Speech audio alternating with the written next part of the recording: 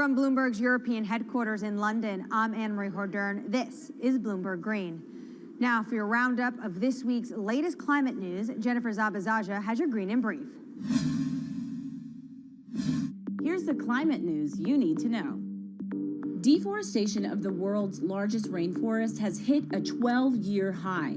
More than 4,000 square miles of the Amazon rainforest was destroyed in 2020. That's a 9.5% increase from a year earlier. Government data shows that destruction has soared since President Jair Bolsonaro took office and weakened environmental enforcement. The Amazon is home to millions of species and plants and is critical in the fight against climate change. Bitcoin is hitting all-time highs, but at what cost to the environment? The cryptocurrency is energy intensive, and there are concerns if it becomes mainstream. According to MIT, back in 2018, Bitcoin's carbon footprint was almost as big as Portugal's. Want to get better at tackling climate change?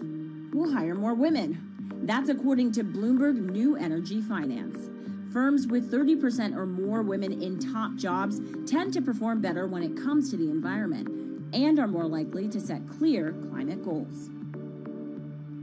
Shopping online is more popular than ever now, but the price of convenience is measured in CO2, and more deliveries means more fuel burned and more packaging wasted. So what can companies do? Well, many are becoming more efficient and sourcing more clean energy for their data centers and warehouses. And England's farmers will be paid to go green after Brexit. As European subsidies are phased out, they'll get new money to encourage them to produce healthy, sustainable food. Poor farming practices are one of the leading drivers of water pollution and the loss of biodiversity. I'm Jennifer Zabazaja in New York. Anne-Marie, back to you. The shipping industry is more than just the grease on the wheels of globalization. It's its chief enabler. 11 billion tons of goods are transported by ship each year, the biggest contributors being 2 billion tons of oil, 1 billion tons of iron ore, and 350 million tons of grain. According to the International Chamber of Shipping, 80% of Europe's imports and exports happen over the seas. And for such a vast industry, it also contributes its fair share of emissions. Shipping makes up 12% of global transport energy consumption. So how does it clean up its act? Earlier, I caught up with Bloomberg Green reporter Laura Milan about just how big of a challenge this is going to be for the industry. One of the main issues is size. So about 90% of the world's cargo is moved by ships. So obviously changing such a huge industry is not going to be fast, and it's not going to be easy. The second issue has to do with technology. So ships obviously travel for many days at sea. It's not as easy for them to refuel as it would be for a car, for example, going on a road. And the sector still hasn't found a technology that's economically viable and that's zero emissions, and equivalent to the electric batteries for cars, for example. But actions are being put in place to make the industry a bit more environmentally friendly. Walk us through those steps that they're taking. That's it. So there's a first step that would involve using low emission fuels or biofuels that would significantly reduce the existing emissions. And then at regulatory level, when it comes to the policy and the governments, there are steps being made as well. I would say that the most significant ones come from the European Union, which started to track emissions a few years ago and is now looking to include shipping emissions in the emissions trading system. So that would significantly reduce and help calculate the emissions from the shipping industry. Now, China is taking similar steps. So at the moment, regions need to report shipping emissions to the central government. And finally, we have the International Maritime Organization with a pledge to reduce shipping emissions by 50% in 2050. Now, we must say that that pledge has been considered insufficient by environmental groups, but at least some steps are being taken. So to get to 2050, the industry obviously is going to need to start tapping some new technologies. What new technologies are you seeing being introduced into the shipping industry? So we have seen pilot technologies being developed for years now, but what's interesting about this current moment is that we're seeing big players invest in these technologies that are not yet economically viable, but that one day might be. So for example, we are seeing earlier this year, the world's largest agricultural commodities trader, Cargill, saying they will invest in attaching sails to their ships so they can make any technology that they run their ships on more efficient. Similarly, we have seen a spin-off of Airbus, the aeronautics company, developing a similar application with kites. We have been following also developments in hydrogen. So at the moment, hydrogen fuel seems like a good option, a possible option when it has been developed and when it becomes economically viable. And we have Vestas, for example, the world's largest turbine maker, developing some ships that will be able to run on hydrogen in the near future. Coming up, rising sea levels means humans need to get creative when it comes to coastal defenses. But how do we protect both ourselves and the environment? One Israeli startup may have the answer. That's coming up next. This is Bloomberg Green.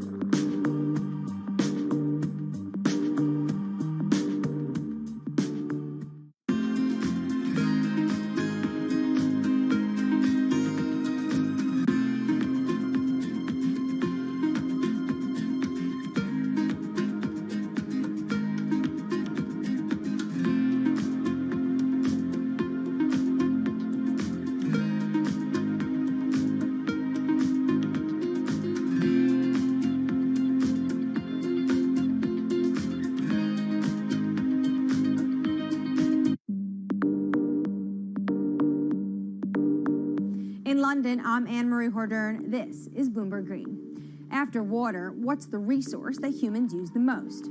It's concrete, 3 tons a year for every person on the planet. And engineers estimate it's used twice as much as all other building materials combined. And it comes with a huge environmental cost.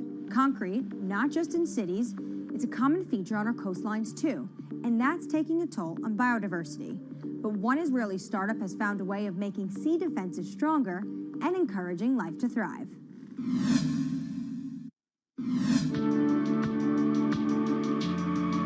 If you take a look at concrete structures like breakwaters or seawalls, the water around them is often clear. That's not actually a good thing, because it means there's no life. Marine species are actually most abundant in coastal areas, but it's also where us humans prefer to live too. So when we build here, we drive away marine life. The concrete in the marine world has a lot of additives, a lot of chemicals, and some of those materials are actually leaching out, and they're actually prohibiting marine life to thrive. If we keep developing without any regards to natural communities, there is a tilting point from which beyond we cannot really go back.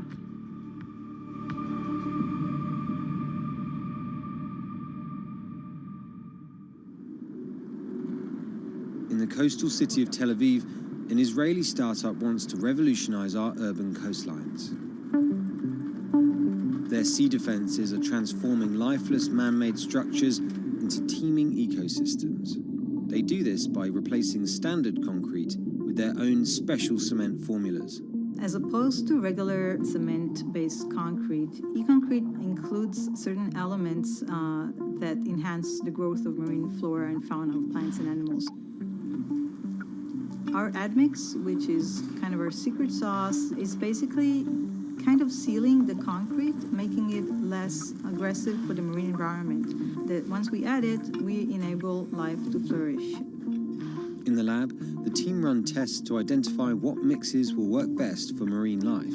So we take really ice cube size concrete slabs of different compositions, and we put larvae, 20, 30, 50. We need to have a lot of replicates. We're geeky scientists, so we have to have a lot of replication and controls. And then within a few days or just a few weeks, we can get an answer on their preference. So obviously, if they die, they have a very low tolerance to that specific concrete mix design.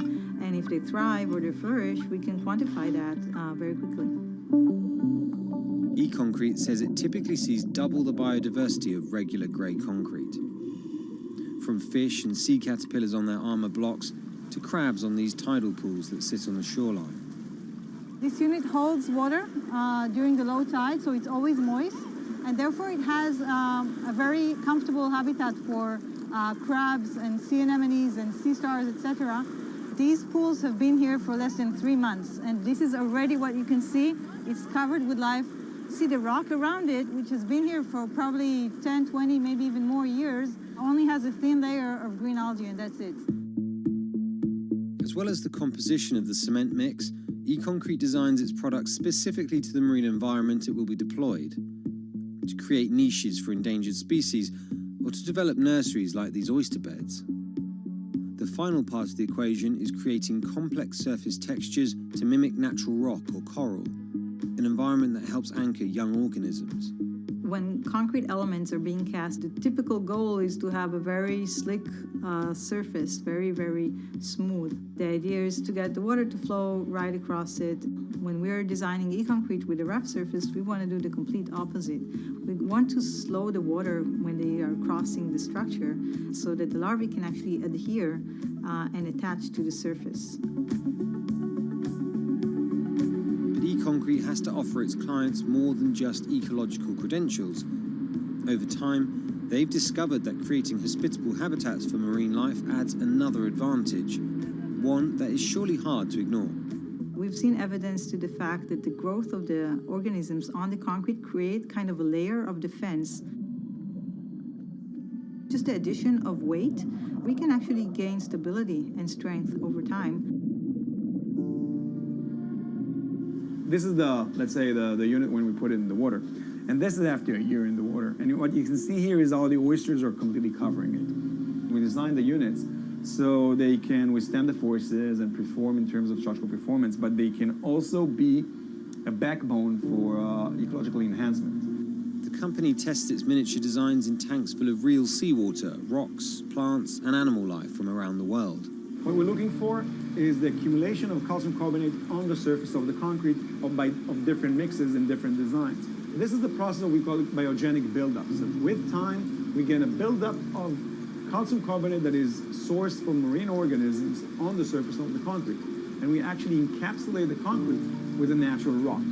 So when the organism die, in case of a coral, it will die, and then another coral will sit on it, and that's how a reef is growing. The hope that our man-made structures could become stronger over time also means better economics. The units require less maintenance and could therefore stay in the water for longer.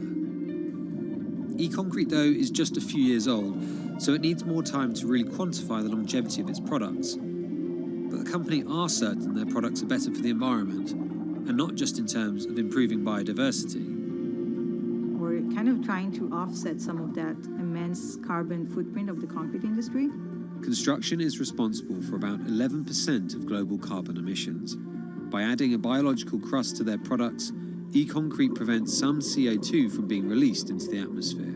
For every kilogram of calcium carbonate being created by those marine organisms, we're offsetting 120 grams of CO2. So think about building a port infrastructure or a city waterfront that is an active carbon sink. I think that's a great advantage of the technology.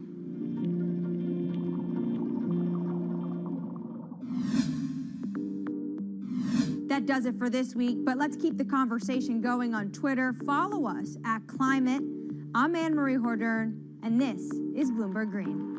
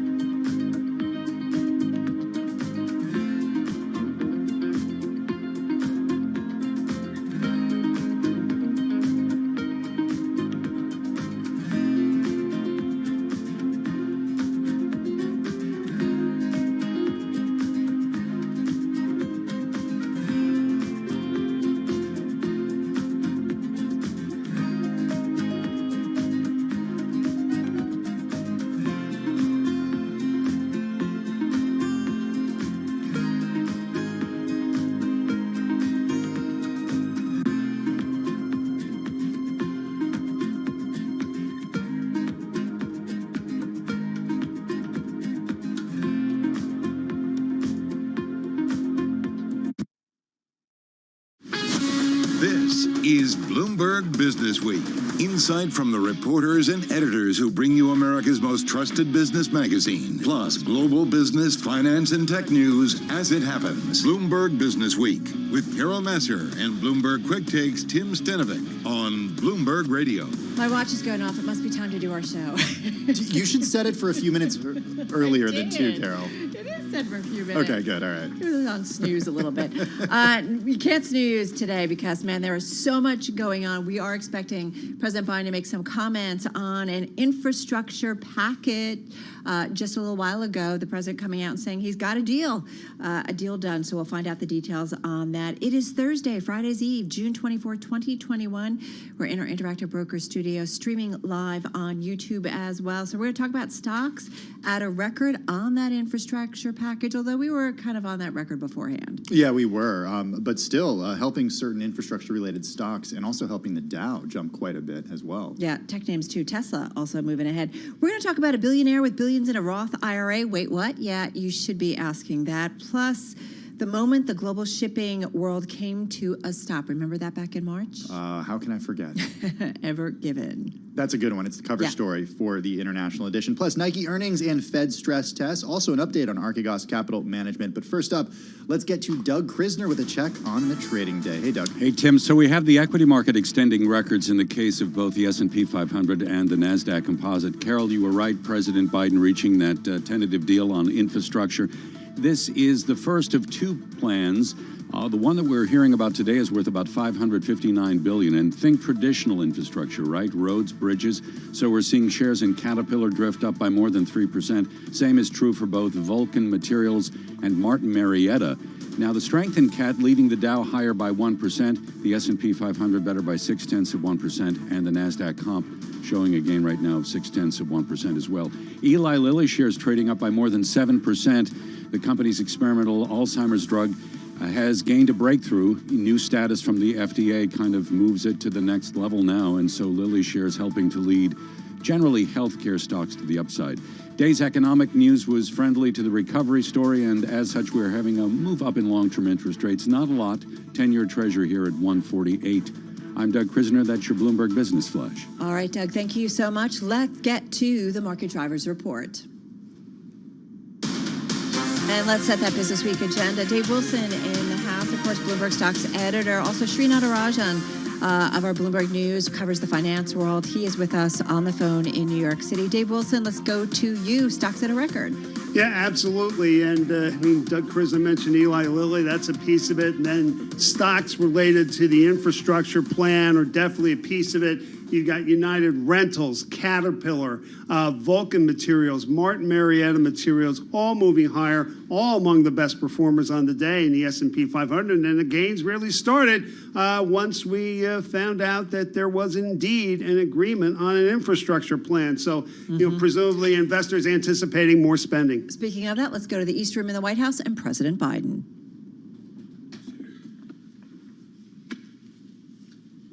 Well, good afternoon.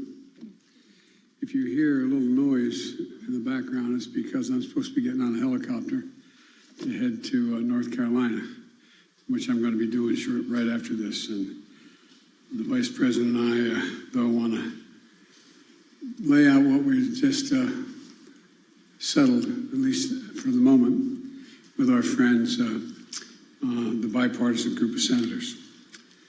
I said many times before, there's nothing our nation can't do when we decide to do it together, do it as one nation. Today is the latest example of that truth in my view. I'm pleased to report that a bipartisan group of senators, 5 Democrats, 5 Republicans, part of a larger group, has come together and forged an agreement that will create millions of American jobs and modernize our American infrastructure to compete with the rest of the world and own the 21st century. I want to thank them for working together and for raising their ideas and concerns with me and with the Vice President, as well as with our Jobs Cabinet. Secretary Buttigieg is here. Good to see you, Mr. Secretary. Secretary Fudge, Secretary Granholm, Secretary... There you are. Okay, you guys got to make sure. I thought everybody was on this side. Secretary Raimondo and Secretary Walsh. I also want to thank Senator Shelley Caputo for her earlier work on infrastructure agreement. We didn't reach an agreement, but she tried her best to get something done. I'm sure it helped produce the final agreement we had. The fact is, investment in jobs and infrastructure have often had bipartisan support in the past. Matter of fact, when I first got to the United States Senate, it was probably the least difficult thing to do, this pass infrastructure plans. But even so, it's been a very long time since the last time our country was able to strike a major bipartisan deal on American infrastructure, which is so badly needed, I might add. We've devoted far too much energy to competing with one another and not nearly enough energy in competing with the rest of the world to win the 21st century. The investments we'll be making as a result of this deal are long overdue. They'll put Americans to work in good-paying jobs, repairing our roads and our bridges. They'll deliver high-speed internet to every American home, bringing down the price that people pay now for internet service. And they'll close the American digital divide, has been driven home by every mother and father with a child at home during the COVID crisis. That is, thank God, abating, and kids not being able to be in school. It's going to put plumbers and pipe fitters to work. It's going to replace 100% of the nation's lead water pipes so that every child and every American can turn on the faucet at home or at school and drink clean water, including in low-income communities and communities of color that have been disproportionately affected by lead pipes and the consequences of that. This deal makes key investments to put people to work all across the country, building transmission lines, upgrading the power grid to be more energy efficient and resilient, and extreme weather to be able to sustain extreme weather and the climate crisis. It also builds our natural infrastructure, our coastlines, and our levees to be more resilient as well. American workers will be installing electric vehicle charging stations and undertaking critical environmental cleanups. This bipartisan agreement represents the largest investment in public transit in American history. And I might add that the largest investment in rail since the creation of Amtrak. You all know I have nothing but affection for Amtrak, having traveled over 1 million miles on it, commuting every day, but it's a big deal. This agreement is going to create new financing authority that's going to leverage private capital and infrastructure and clean energy projects.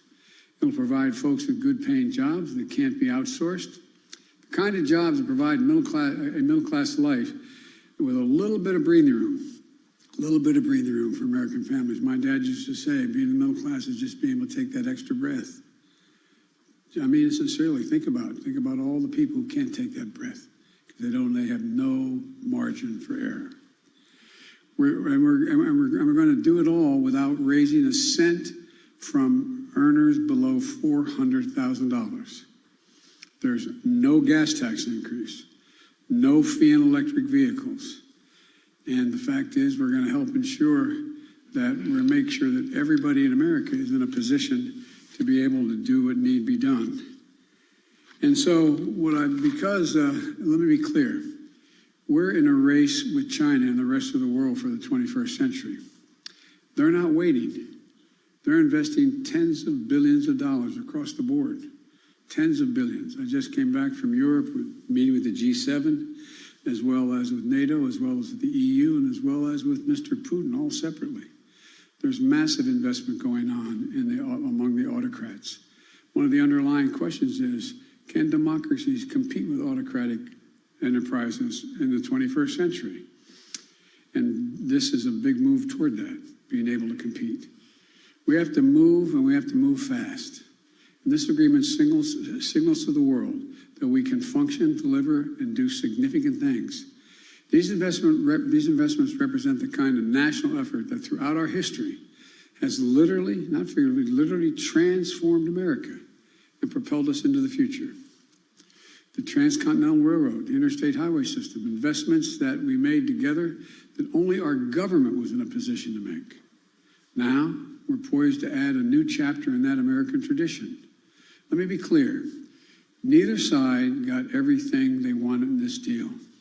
That's what it means to compromise. And it reflects something important. It reflects consensus. The heart of democracy requires consensus. And it's time this time a true bipartisan effort, breaking the ice that too often has kept us frozen in place, prevented us from solving the real problems facing the American people. This deal means millions of good-paying jobs and fewer burdens felt at the kitchen table and across the country, and safer and healthier communities. But it also signals to ourselves and to the world that American democracy can deliver. And because of that, it represents an important step forward for our country. I want to be clear about something else. Today is a huge day for one half of my economic agenda, the American Jobs Plan.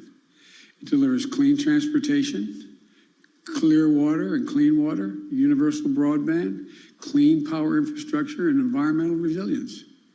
In these areas, invest 2/3 of the resources that I proposed in my American Jobs Plan, 2/3 of what I call for in those areas. But I'm getting to work with Congress right away on the other half of my economic agenda as well, the American Family Plan, to finish the job on child care, education, the caring economy, clean energy and tax cuts for American families, and much more. For me, investment in our physical and human infrastructure are inextricably intertwined. Both make us better off and stronger. The case for these investments is clear. Economists, left, right, and center, independent Wall Street forecasters, they all say that these kinds of public investments mean more jobs, more workers participating in the labor force, higher productivity, and higher growth for our economy over the long run. Both need to get done. I'm going to work closely with Speaker Pelosi and Leader Schumer to make sure that both move through the legislative process promptly and in tandem. Let me emphasize that. And in tandem. We need physical infrastructure, but we also need the human infrastructure as well. They were part of my overall plan. What we agreed on today is what we could agree on, the physical infrastructure. There was no agreement on the rest. We're going to have to do that through the budget process. And we need a fair tax system to pay for it all. I'm not going to rest until both get to my desk. And lastly, I know there are some of my party who discouraged me from seeking an agreement with our Republican colleagues, who said that we should go bigger and go alone.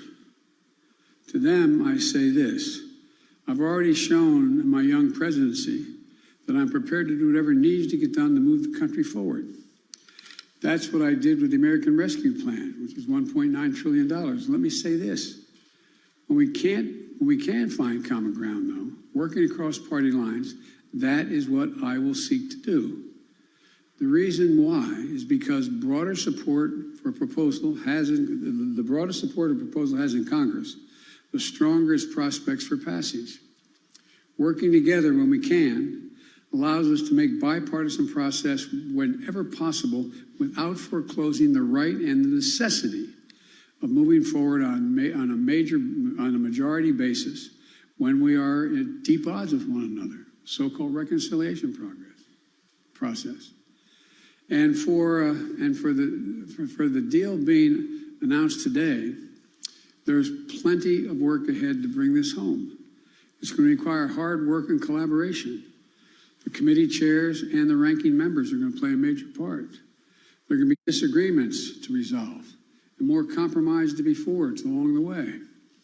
But this group of senators and all the American people can be proud today because we've reaffirmed once again that we are the United States of America. There's not a single thing beyond our capacity that we aren't able to do when we do it together. I know a lot of you in the press particularly doubt that unity is possible, that anything bipartisan is possible. It's hard, but it's necessary, and it can get done. So I want to thank you all, and God bless you. And now I'll take a few questions before the helicopter leaves without me from the press. Mr. President, what assurances do you have at this point that you have sufficient Democratic support both in the Senate and the House to move both on this bipartisan deal and on the reconciliation process? You always ask me those things. Nobody knows for certain. It's your job, but you know it's not a reasonable question. And the reason I say that, I may have been critical. The idea of my telling you now that I know what every senator, how they're going to vote, is just not, I don't know that. I do know that among the roughly 20 bipartisan groups of senators and senators that I met with. Well, only 10 were here today, but that group, that we had an agreement. For example, I talk about, well, why would Biden compromise? Well, when's the last time, if you had asked me whether or not I'd be able to get passenger rail service for $66 billion worth, largest investment ever since Amtrak came about. I asked for 90, got 66 billion. Talk about public transit, $49 billion for public transit. When I raised that before, some of you looked at me like, where have you been, Biden? You've been spending too much in China or something. I haven't been to China. Electric buses, $7.5 billion. I asked for 15. I couldn't get all of it, but we compromised. Electric infrastructure, that is charging stations along the roads. I asked for 15, I got 7.5. These are significant down payments on things that we finally got after skillful negotiation on the part of my cabinet and my team led by Mr. Ricchetti. And so when you ask me, what guarantee do I have that I have all the votes I need? I don't have any guarantee. But what I do have is a pretty good read over the years of how the Congress and the Senate works. And the idea that we're not going, because someone's not going to be able to get every single thing they want, they're going to vote against some of the things I just named, with nothing in here that's, quote, bad for the environment, bad for the economy, bad for the transportation, is unlikely. But I can't guarantee it. You know that. Yes. Mr. President, talk a little more about your interactions with Republicans specifically. You said earlier, they've given me their word. Where I come from, that's good enough for me. To skeptics in your own party, what is it about the conversations you've had recently with Republicans that gives you so much hope? And secondly, you had said earlier you might have more to say about the situation down in South Beach, in Miami. Just curious. I'm going to stick to, I will at the end answer your South Beach question, but let me, so we have some coherence here. Number one, I work with a lot of these people who are in the room. I know them. Everybody knows, and you guys know, when certain senators tell you something, they mean it, and others you discount. Where I come from, in my years in the Senate, the single greatest currency you have is your word, keeping your word. Mitt Romney's never broken his word to me. The senator from Alaska and the senator from New Hampshire, they've never broken their word. I'm from Maine, they've never broken their word from their friends. And so the people I was with today are people that I trust. I don't agree with them on a lot of things, but I trust them when they say, this is a deal, we'll stick to the deal. Just like I doubt whether you'll find any one of them say they don't trust me when I said, okay, this is the deal on these issues, this is the deal we'll stick with. But for example, and I made it clear today, there's other things in the environment I want to get done. I think we should have the $300 billion tax credit for dealing with the environment. It will be a giant tax cut for corporations, but it'll also be a giant move toward weatherizing every building in America and all the things we need to do. So there's things, and so when I said we agree, I'm not going to go back and renegotiate the Amtrak piece, but I am going to fight for trying to get $300 billion more for tax credits for the environment. That's about the best that I can answer the question. Yes, ma'am. Mr. President, can you answer a couple things? My question is on the timeline. There are families who are looking at the family plan and wondering when that help is coming. You said that it would be promptly and in tandem, but can you say anything more about that? And what does this signal for future deals? There's still things like voting rights and policing reform that are not able to get bipartisan deals. What does this tell you? What have you learned about what could happen in the future? Let me take, you asked 3 essay questions. Legitimate questions. We asked 3 of them. The first one related to what again? The first one's on the timeline. When do you think it's 2 tracks? And you said when people are waiting for relief. Yes. I got them $1.9 trillion of relief so far. They're going to be getting checks in the mail that are consequential this week for childcare. A lot has been happened already, number one. Number two, I'm going to fight like heck to get them the rest of what I think has to be done. On education, for example, my proposal was in the family plan, early education and free community college. I'm going to fight like the devil to get that done. But it's not going to be with Republican help. I'm going to have to get every Democrat and do it through reconciliation if it gets done. So that's number one. Yeah, I think based on my being out on the street and polling data, I think the people who need the help the most trust me to be fighting to get them the help they need. They know who I am and they know my record. With regard to the issue of what about voting rights? Voting rights is maybe the most consequential thing. I think I'm going to be going around the country, spending time making the case to the American people that this just isn't about showing an identification that this is who I am when I vote. This isn't just about whether or not, you can provide water for someone standing in line while they're waiting to vote. This is about who gets to judge whether your vote counted after it's been cast. Think about it. Up to now, every state and the federal government has assumed that there would be officials who were appointed and or elected in states where the election commissioners bound by an oath that they would uphold certain requirements to make sure the vote was honest and fair. What these guys are trying to do now, in rough approximation, is say that if we don't like the way the vote turned out and we control the state legislature, we're going to say the vote didn't count. And we're going to recount. That's never happened before. It's wrong. Who in God's name, as my mother would say, died and left them boss? Your vote has to count when you cast it. There's a lot of ancillary pieces of this legislation I strongly support. I strongly support the idea that if I had my way, there'd be no private contributions to see who gets elected, how much money you raise. If I had my way, and I think it's really important that every election day would be a day off because people who work certain shifts can't make it to the election. I would make sure there's automatic registration when you turn 18. That's what I think everybody thinks this fight is about. It's a worthy fight, but it's much more profound than that. It's about saying that the legislature in Georgia could decide, if it's a Republican legislature, on reflection, we don't think that election was fair. We're going to vote to say it didn't count. It's just simply wrong. It's wrong. And in my view, it borders on being immoral. This is the sacred right to vote. As John Lewis said, it is the most important right you have.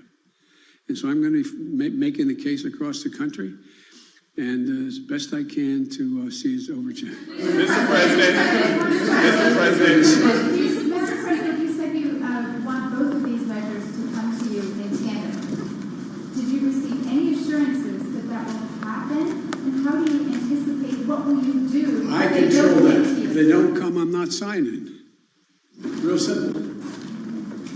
So what I expect that in the coming months this summer, before the fiscal year is over, that we will have voted on this bill, as well, the infrastructure bill, as well as voted on the budget resolution.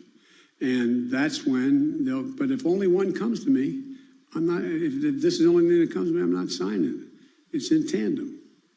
Mr. President. Do you support then Speaker Pelosi's stated plan to hold the bipartisan deal in the House until the Senate also passes reconciliation? Do you support that sequencing on her part? Yes. But Mr. President, you're also on the same page about the reconciliation package. So by moving forward with this two-track system, are you putting the bipartisan bill in jeopardy? Sure, the bipartisan bill was, look, the bipartisan bill from the very beginning was understood there's going to have to be the second part of it. I'm not just signing the bipartisan bill and forgetting about the rest that I proposed. I proposed a significant piece of legislation in 3 parts. And all 3 parts are equally important. And by the way, my party, everybody tells me what my party is. My party is divided. Well, my party is divided. My party is divided, but my party is also rational. If they can't get every single thing they want, but all that they have in the bill that before them is good, Are they going to vote no? I don't think so. Yes. President, are you, 48 hours ago, it seemed like this deal was kind of in a rough place or didn't necessarily have a path forward. What clinched it? What changed the dynamic that you saw? And also, would you be willing to include a debt ceiling increase in either of the two vehicles you're talking about? There's probably going to have to be debt ceiling. Whether it's included in either of these bills is not relevant. It depends on what the leadership in the House and Senate thinks how they should proceed, number one. Number two, you notice I didn't have that bleak view you all had. You said 48 hours ago, it didn't look good. It looked good to me 48 hours ago. Looked good to our team 48 hours ago. 72 hours ago, it looked good too. Wasn't there yet. But you guys know me too well. I'm going to drive you crazy the next 4 years because I'm going to tell you the truth as I see it. I know the Senate and the House better than most of you know it. I've bet my whole life that's what I've done. Doesn't mean I'm going to turn out to be right all the time. But I'm not going to negotiate with the press while I'm negotiating and privately with my colleagues. And these are really tough decisions, Senator. I don't in any way dismiss what Senator Murphy says about the environment. Don't dismiss it at all. Just remind him, I wrote the bill on the environment. Why would I not be for it? The question is, how much can we get done? And the bottom line is, when all is said and done, does what you agree to preclude forever you getting the things you really want? Well, I'm not for that. I'm not going to vote for one of those deals. Secondly, do you get all of what you wanted and you come back and fight another day? I've been president about 150 days. I think we've done fairly well so far. Not because of me, but because the way the system works. So it's not, I know that doesn't answer any of your questions about, can you tell me when, how are you going to do it? I just feel that the best way to get a senator or a congressperson who supports the essence of what's already there, but says I don't have enough of what's there, of other things, the best way to get that message across is go to the constituents and say, here's what's on the table. Do you think your senator, your congressman should vote for that? So you campaign. The campaign doesn't stop. The partisan piece stops in terms of I'm against Charlie Smith or Harriet Wilson. But that doesn't stop. That stops, but what doesn't stop is the saying, it's like on a last example I'll give, I promise I won't do this to you again, but remember in 2018, everybody said, well, we're going to lose, the Democrats are going to lose, the House and Senate, they're not going to make, the House not going to make gains. And I went into over 60 congressional districts. I didn't go after the individual congresspersons who were against making sure that we kept the Affordable Care Act. But I went to their constituents and said, the Affordable Care Act is really important. We had a large crowd show up and say, here's why I think you should do it. That's why if I were you, I'd take a look at what Charlie Smith says and Harriet Wilson says. He's for it, she's not, or she's for it, he's not. And guess what? We won, 40-some seats? So it's not just convincing this particular congressperson. It's making a rational case, if you can, in their communities why this is important to get done. And I think the fact that I didn't get everything now, at this moment, for example, a lot of our housing pieces didn't get passed. We're coming back at it, though. We're coming back at it. We're going to make the case. And if I make the case to the public at large, the one thing I can say for all of you, you do accurately report what I say. The problem is I disappoint you because I can't answer all your questions and negotiate with you before I negotiate with my colleagues. But I really think the public understands and they're seeing. The proof is in what's happening. It's now projected our economy is going to grow above 7% this year. projections from Wall Street to the Fed is going to continue to grow. We're going to increase more, and guess what? Remember, you were asking me, and I'm not being critical, y'all. I really mean this. It was legitimate questions you're asking me. Asking me, well, guess what? Employers can't find workers. I said, yeah, pay them more. This is an employees bargaining chip now. What's happening? They're going to have to compete and start paying hardworking people a decent wage. And by the way, talk of inflation. The overwhelming consensus is going to pop up a little bit and then go back down. No one's talking about this great, So again, if it turns out that what I've done so far, what we've done so far, is a mistake, it's going to show. It's going to show the economy's not going to grow like it wasn't before. People aren't going to have jobs with increased pay like it was before. People are going to be out of work like it was before with no options. Unemployment's going to continue to climb instead of continue to go down. If that happens, then my policies didn't make a lot of sense. But I'm counting on it not. That's why counting on it is working. I've got to get a helicopter. Mr. President. Will you travel to Florida, sir? Can we ask you about Florida, what you've learned? And what Oh, yes, I apologize. Yes, thank you, my President. I've spoken with, coincidentally, the mayor of Miami-Dade was in my office yesterday. And I talked to her today, not about that, obviously. And so I had a long discussion with her today.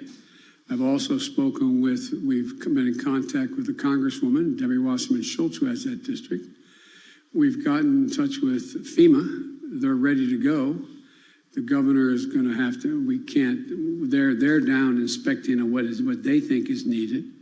But I'm waiting for the governor to ask for a declare an emergency. And especially as we learn more about what the rest might happen in the rest of the building.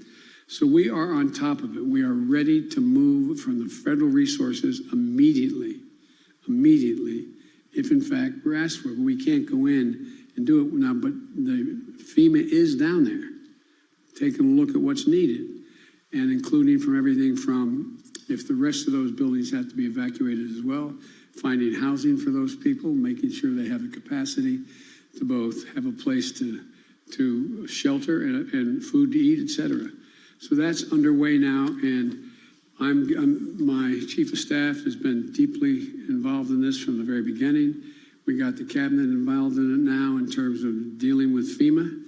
We're working on it, and I made it clear. I say to the people of Florida, whatever help you want that the federal government can provide, we're waiting. Just ask us. We'll be there. We'll be there.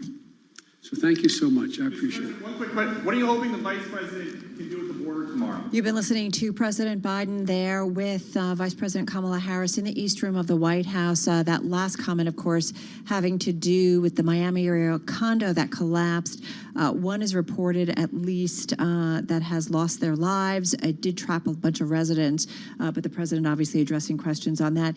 The big headline, though, on this Thursday, President Biden saying he's reached a tentative deal with a group of Democratic and Republican senators.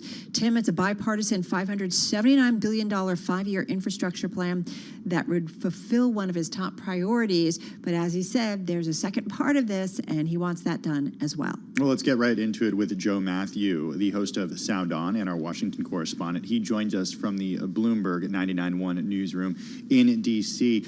Joe, great to have you with us. Explain how this moves in tandem. That's a great question. As we heard earlier today, Carol and Tim, from Nancy Pelosi, that she's used the word ain't going to move forward without both deals. She will not consider this bipartisan deal that you just heard the president talking about without the big, broader package of legislation that some people like to refer to as the human infrastructure deal. This is the stuff that the Republicans would not include in this bipartisan deal. So we've got a two-track system indeed. And Nancy Pelosi says she will not move on this one.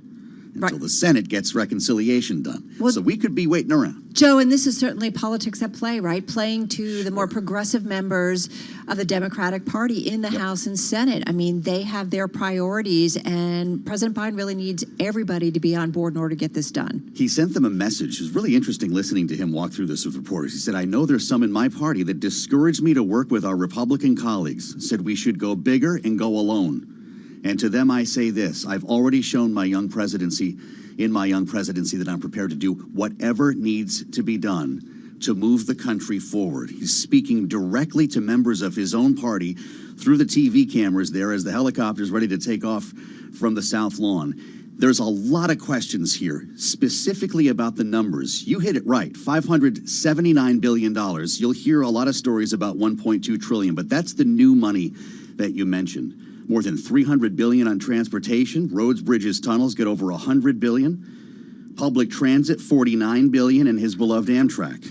And freight rail gets $66 billion. Maybe we'll be taking a high-speed ride between New York and D.C. pretty soon. Yeah, well, I won't tell the Acela that you said that, okay? Yeah, well, we're going to fix a tunnel or something. Exactly. Other infrastructure too, Joe, $266 billion, including $55 billion for water and $65 billion for broadband infrastructure. Yes. Take us into how he plans to pay for this. Well, boy, now we're getting to the real stuff. No clue, right? We talked about a gas tax. We've talked about a corporate tax rate. But he said no gas tax. Correct. And of course, Republicans say, no, not going to move on the corporate tax rate. So how to pay for it becomes a real issue. Does this end up being deficit spending? It could end up being a major piece of debt here. And it's something that we're going to talk about today on Sound On with Jay Timmons, who you probably know, the president of the National Association of Manufacturers. He's got a real hard line on this. Says you can't hike taxes or you will lose 1 million manufacturing jobs, corporate taxes to be clear. And he's talking about a lot of different ideas here, private partnerships, and just plain old debt. So I don't know if there's going to be a plan to pay for this coming soon. We could spend a good amount of time debating that. Yeah, exactly. Or whether or not it's, pumping more money, billions more into the IRS, the Internal Revenue Service, for enforcement measures. And that is certainly something that we've been talking about over the last few months, that is a possibility, Joe, as a way to pay all of this. You do wonder, though, at some point, does the president go for half a win, half a package at this point? Because you're still talking about $500 billion that could be pumped into the economy to make long requested moves to our infrastructure system. How many administrations have been talking about this? Both sides of the aisle have been agreeing for years, and yet this could be the president that finally does take a major, big step on this. Right. I think it's 5 presidents have gone down this road, Carol, but he just said he won't sign this without the other one. So everyone seems to be taking a hard line here, even though we have an example of bipartisanship. See those 10 senators at the stakeout warmed my heart today. But there's going to be a lot of other stuff that has to be worked out, and people are taking a pretty hard line on this, whether it's the bipartisan deal, whether it's the reconciliation, the human infrastructure. And you mentioned that IRS story. That sends shivers down the spines of a lot of conservatives who think they could be targeted by something like this. The president was talking about trust here. There's not a lot of trust on Capitol Hill. But with regard to that, Jen Psaki, the press secretary, said if we simply enforced the tax code when it comes to the wealthiest Americans, it would generate more money than a gas tax. Joe, very briefly, you mentioned bipartisanship here. Is there a chance that there is bipartisan agreement on something related to human infrastructure? We only have about 30 seconds left. I can't imagine it happening. That doesn't mean that a couple of Republicans won't vote for it, but the party really hasn't moved. And lawmakers we've spoken with, and I know you have on your program as well, say that's not infrastructure, and that causes inflation, and we're not on board. Joe, just quickly, what do Americans want? Do they care about human infrastructure? Do they care about physical infrastructure? You're going to see, we know they care about physical and hard infrastructure, as they call it. That is the bipartisan idea. But when you redefine infrastructure into things like child care or the caring economy, as Hakeem Jeffries called it yesterday, you start to lose. That's where the party lines become drawn. I'm looking forward to seeing some polling on this after today. Well, and we're looking forward to you and the team, the Sound On team, having more on the infrastructure deal tonight at 5 p.m. Wall Street time on Sound On right here on Bloomberg Radio. Well, let's stay in Washington, D.C. and get a check of the latest world and national news with Nancy Lyons. Hey, Nance. Well, we've been talking about it. You heard it here. President Biden says he has reached a tentative deal with a group of Democratic and Republican senators on a bipartisan $579 billion 5-year infrastructure plan that would fulfill one of his top priorities. There can be disagreements to resolve and more compromise to be forged along the way. But this group of senators and all the American people can be proud today because we've reaffirmed once again we are the United States of America. Biden says he cannot guarantee the votes are there for passage, but he is hopeful. He says the bill would move alongside separate legislation that would spend trillions more on what he calls human infrastructure that the GOP opposes. House Speaker Nancy Pelosi says she is putting together a select committee to investigate the January 6th attack on the Capitol. Senate Republicans, you know, remember, blocked legislation creating a bipartisan panel to look into the riot. Authorities in Surfside, Florida say they do not know how many people are missing after the partial collapse of a beachside condominium building early this morning. At least one person has died in the collapse, but rescue efforts are underway to find survivors in the 130-unit building. This is Governor Ron DeSantis. We'll hope for the best in terms of additional recoveries, but we are bracing for some bad news, just given the destruction that we're seeing. DeSantis says the quick work of first responders helped save lives. More than 80 units from Miami-Dade Fire Rescue rushed to the scene after the building collapsed. President Biden says FEMA is on standby if DeSantis requests help. Global news 24 hours a day, on air and on Bloomberg Quick Take. Powered by more than 2,700 journalists and analysts in more than 120 countries. All right, Nance, thank you so much. You are listening to Bloomberg Business Week. Carol Masser and Tim Stanovic. It is Friday Eve. We are in the Interactive Brokers studio, just listening to President Biden talk about getting an agreement with a group of senators on both sides of the aisle about infrastructure spending. Having said that, those of us in the New York metro area are looking at subways and getting increasingly back on the train. I know both Tim and I have. But New York City subway riders, according to Wall Street Journal, Dow Jones, likely to face delays and disruptions for months because of staff shortages caused by a hiring freeze during the COVID-19 pandemic.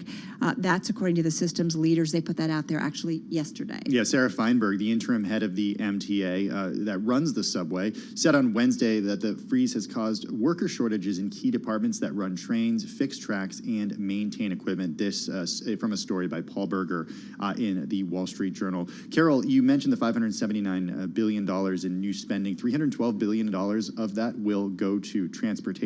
Of that $312 billion, this according to a fact sheet from the White House, $49 billion of that will go to public transit. Unclear how much New York City gets and the subway gets. Right, that's to make the system better. This is just about getting workers back, Exactly. right? We've talked about it with the restaurant community. We even saw it kind of, with American Airlines, because pilots, in the airline industry, they've got to keep up their hours. And if they haven't been doing it, obviously, during the pandemic, it's just a case it's going to take time to get them back up to speed. And so we're seeing that with the subway, where they cut a bunch of workers. And so this was during COVID when they weren't needed. And now that they're needed, it's going to take some time to ramp up again. Well, look, as somebody who has been riding the subway in recent weeks, it has been quite a different experience than riding it before the pandemic. I'm riding it during rush hour in the mornings and in the afternoons, early evenings. It is not crowded. Oftentimes I'm able to get a seat. Nice to be able to get a seat, but at the same time, that means less revenue. Fewer people are riding the subways. But look, knock on wood, so far I haven't experienced any significant service disruptions. Right. The MTA that oversees mass transportation here in New York City, they shed about 4,000 jobs, 5% of its workforce through attrition between March 2020 and March 2021, according to some agency documents. You are listening to Bloomberg Radio.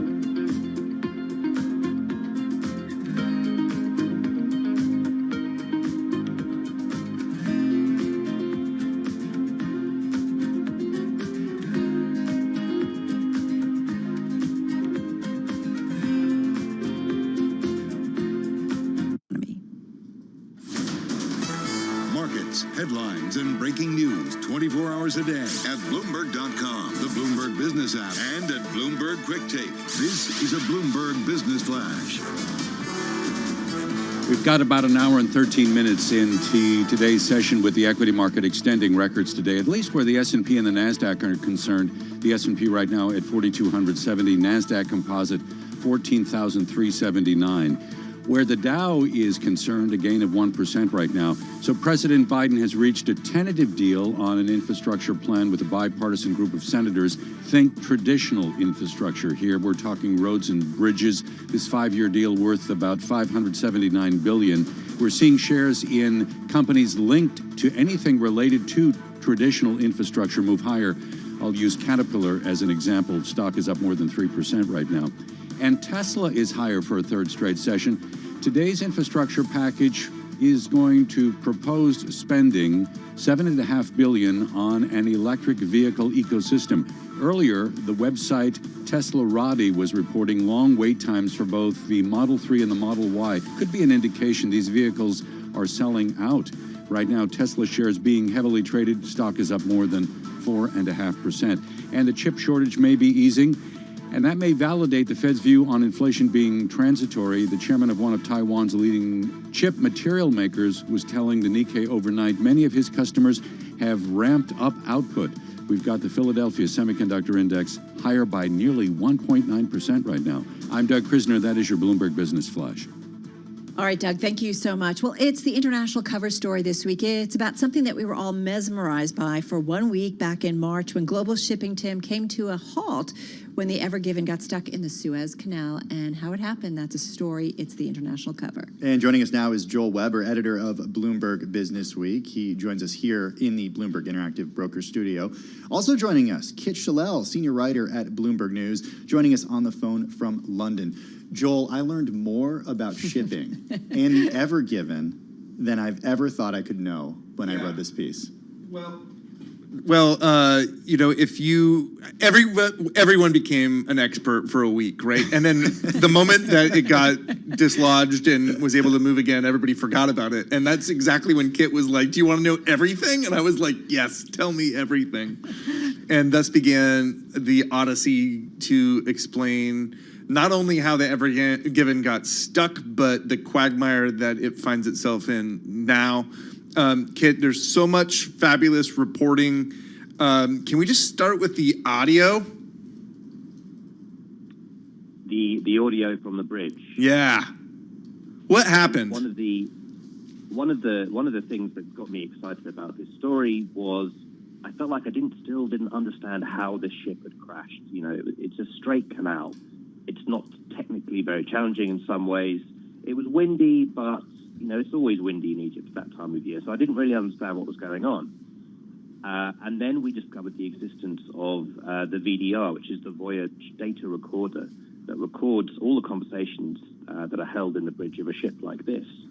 So the Egyptian authorities had access to everything that happened on the bridge before, during, and after the crash.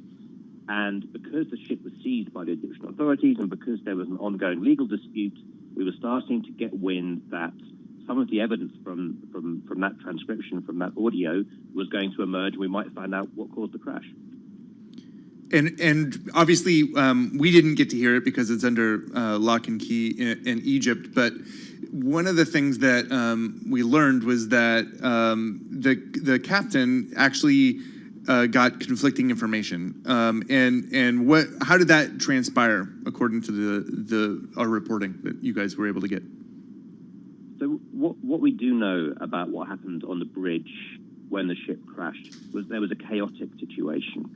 These pilots had boarded the ship, Egyptian pilots whose job it is to steer giant ships through the canal. They spoke mainly in Arabic. And on the bridge also was the captain, who's an Indian gentleman, and his crewmen, who spoke mainly in English. And there was this situation where a dispute emerged about whether it was too windy to enter, and then once they were inside the canal, how to keep the ship on a straight keel. And the argument became quite forceful, and the pilots threatened to leave. And while this was going on, they lost control of the vessel and it crashed.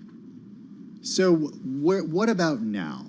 because I think, as Joel said, and I think people were obsessed with this story for 6 days, and then so many people, like we do with big stories, I think as consumers, we move on. And I think people were really surprised to find, and have been really surprised to find, that, hey, the status of the Ever Given right now is kind of still up in the air. Yeah, I think most people just assumed the ship had sailed out Right. to Egypt and gone about its business, but no, it was seized shortly afterwards. It never left the Suez Canal. It's in fact still there because the Egyptian government is seeking $1 billion or so in compensation from the ship owner, and really the only leverage that the Egyptian authorities had was the ship itself. So they refused to let it leave, and the crew and the captain found themselves almost as pawns in this big money game. And they're still there. Just this week, it looks like there's going to be a settlement, that they've reached a tentative settlement, and the crew and captain will be hoping they can leave in the next few weeks. But, you know, there are stories of sailors who have been stranded on vessels in the Suez Canal over legal disputes and stayed there for years. So it's a really bad situation for the crew in particular. Well, and what's interesting is, and you really shed a lot of light, Kit, on this, is that there's a lot of parties involved in these massive ships. There's the owner of the ship, there's companies that provide the people who are on the ship, and then you've got the Egyptian pilots who come on and help it through the canal, and there's a lot of finger pointing, it sounds like, at this point. Because from what I understand and you're reporting to, those pilots were bickering while they were going through the canal, and they were bickering when they came off the ship as well. Yeah, modern shipping is really complicated. Things get messy whenever there's a legal dispute because you've got the owner of the ship, the crew of the ship, the owners of the cargo. There were 17,000 containers on board the ship holding things like Nike shoes and Lenovo laptops. You've got the insurers involved, ultimately are going to pay the bill. You've got the Egyptian government. All these different parties have different interests, and it gets really complicated. My other favorite scene in the story, Kit, is the court scene that went down. And what can you tell us about what transpired there? It was this amazing day in the courts in Ismailia, which is almost exclusively for shipping disputes that happen in the canal. And we were fortunate to happen to be there when the ship owner suddenly pulled out a new legal strategy. Until that point, the conversations had been very civil, and it looked like they were working towards a settlement. When we were in court, that all changed, and they suddenly played their wild card, which was to say it wasn't our fault, this crash. The Egyptian authorities and the Egyptian pilots bear some of the blame, and we have this audio from the bridge that proves it. So it was very dramatic in court and very tense, and it was a remarkable scene. The ships, Kit, are getting bigger. The Suez Canal is so important to global trade. I was so surprised after reading this that this hasn't happened many times in the past. It, to me, seems just like a matter of time until this happens again, considering that, well, the ships are getting bigger. Well, so here's an interesting thing. The day before the canal was completed in the 19th century, just before they were about to hold the first ceremonial flotilla of vessels along it, they had an incident the night before, and a ship got stuck and blocked the canal, and it took them all night to free it. You know, it's a narrow channel. It's 200 meters wide in places. That sounds like a lot, but modern container ships are so enormous that there's not a lot of room to spare. And in a way, it is amazing this hasn't happened before. 50 ships going through each and every day, and it really is only a matter of time before one of the really big ones gets stuck again. I don't want to end. I want you to just keep going. Kit, this is an incredible story, a great write-through, and I highly recommend everyone pick up the magazine. Go to Bloomberg.com, businessweek.com, or the Bloomberg and check it out. Kit Chalel, senior writer at Bloomberg News, Joel Weber, editor of the magazine. For those of you listening in New York, D.C., and San Francisco, Bloomberg Business Week continues. If you're listening on Bloomberg 106.1 in Boston, Bay State Business, that's coming up next.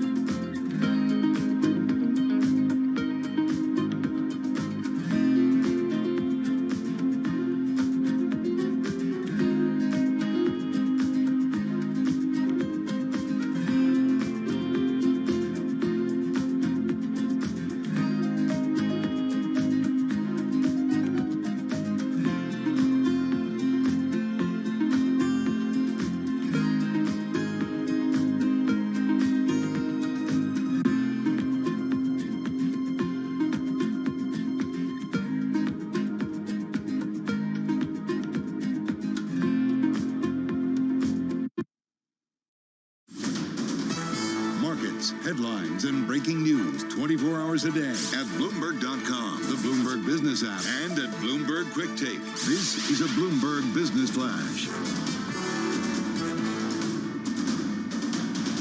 From Bloomberg World Headquarters in New York, I'm Doug Krisner. 3 p.m. on Wall Street, the equity market is rallying. The S&P and the NASDAQ are extending records right now. Earlier, President Biden reached a tentative deal on an infrastructure plan with a bipartisan group of senators. This is a 5-year deal. It's worth $579 billion. Think traditional infrastructure, things like roads and bridges. So it's not going to be a surprise then to see, in terms of market reaction, names like Caterpillar pushing higher, better by more than 3% right now, and Vulcan Materials also better by more than 0.3, checked at 3%. Now, this infrastructure bill is going to move alongside and is tied to separate legislation to spend hundreds of billions more on what the president has called human infrastructure. The day's economic news shows the recovery is taking hold. Applications for first-time jobless claims fell slightly last week. Orders for durable goods, meantime, up in the month of May at the fastest pace since January. Dow Industrial Average right now up about 1%. In the broader market, we have the S&P higher by 0.7%. The NASDAQ Composite better by a little more than 0.7%. Eli Lilly leading many of the healthcare stocks higher. The company's experimental drug for Alzheimer's gained breakthrough status from the FDA. Lilly shares right now up about 8%. And we have Tesla trading higher for a third straight session. Today's infrastructure package proposes spending $7.5 billion on an electric vehicle ecosystem. Earlier today, the website Teslarati reported long wait times for both the Model 3 and the Model Y. This seems to be an indication these vehicles may be selling out. And the chip shortage may be easing. That's the view of the chairman of one of Taiwan's leading chip material makers. He told the Nikkei customers have been ramping up output.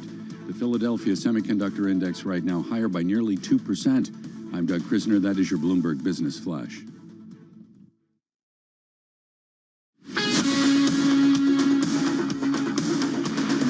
You're listening to Bloomberg Business Week with Carol Masser and Bloomberg Quick Takes Tim Stenovic on Bloomberg Radio.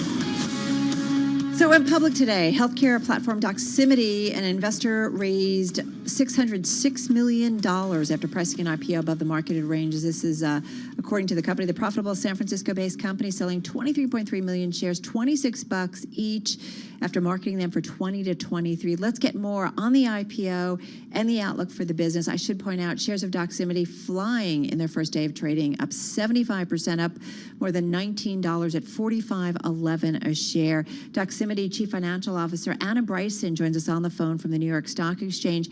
Anna, good to have you here with Tim and myself on Bloomberg. Congratulations. The IPO out of the gate really strong. First of all, when this happens, we've got to ask, do you feel like some money was left on the table? No, absolutely not. We're really, really proud and happy that we had a positive outcome for our physicians who participated in this IPO. We had over 10,000 physicians participating in this IPO, and that's more important to us than any additional funds for our company. Explain what you mean by that, because increasingly we are seeing companies offer shares when they do go public to groups of people who traditionally don't get to participate in IPOs. So explain what you did.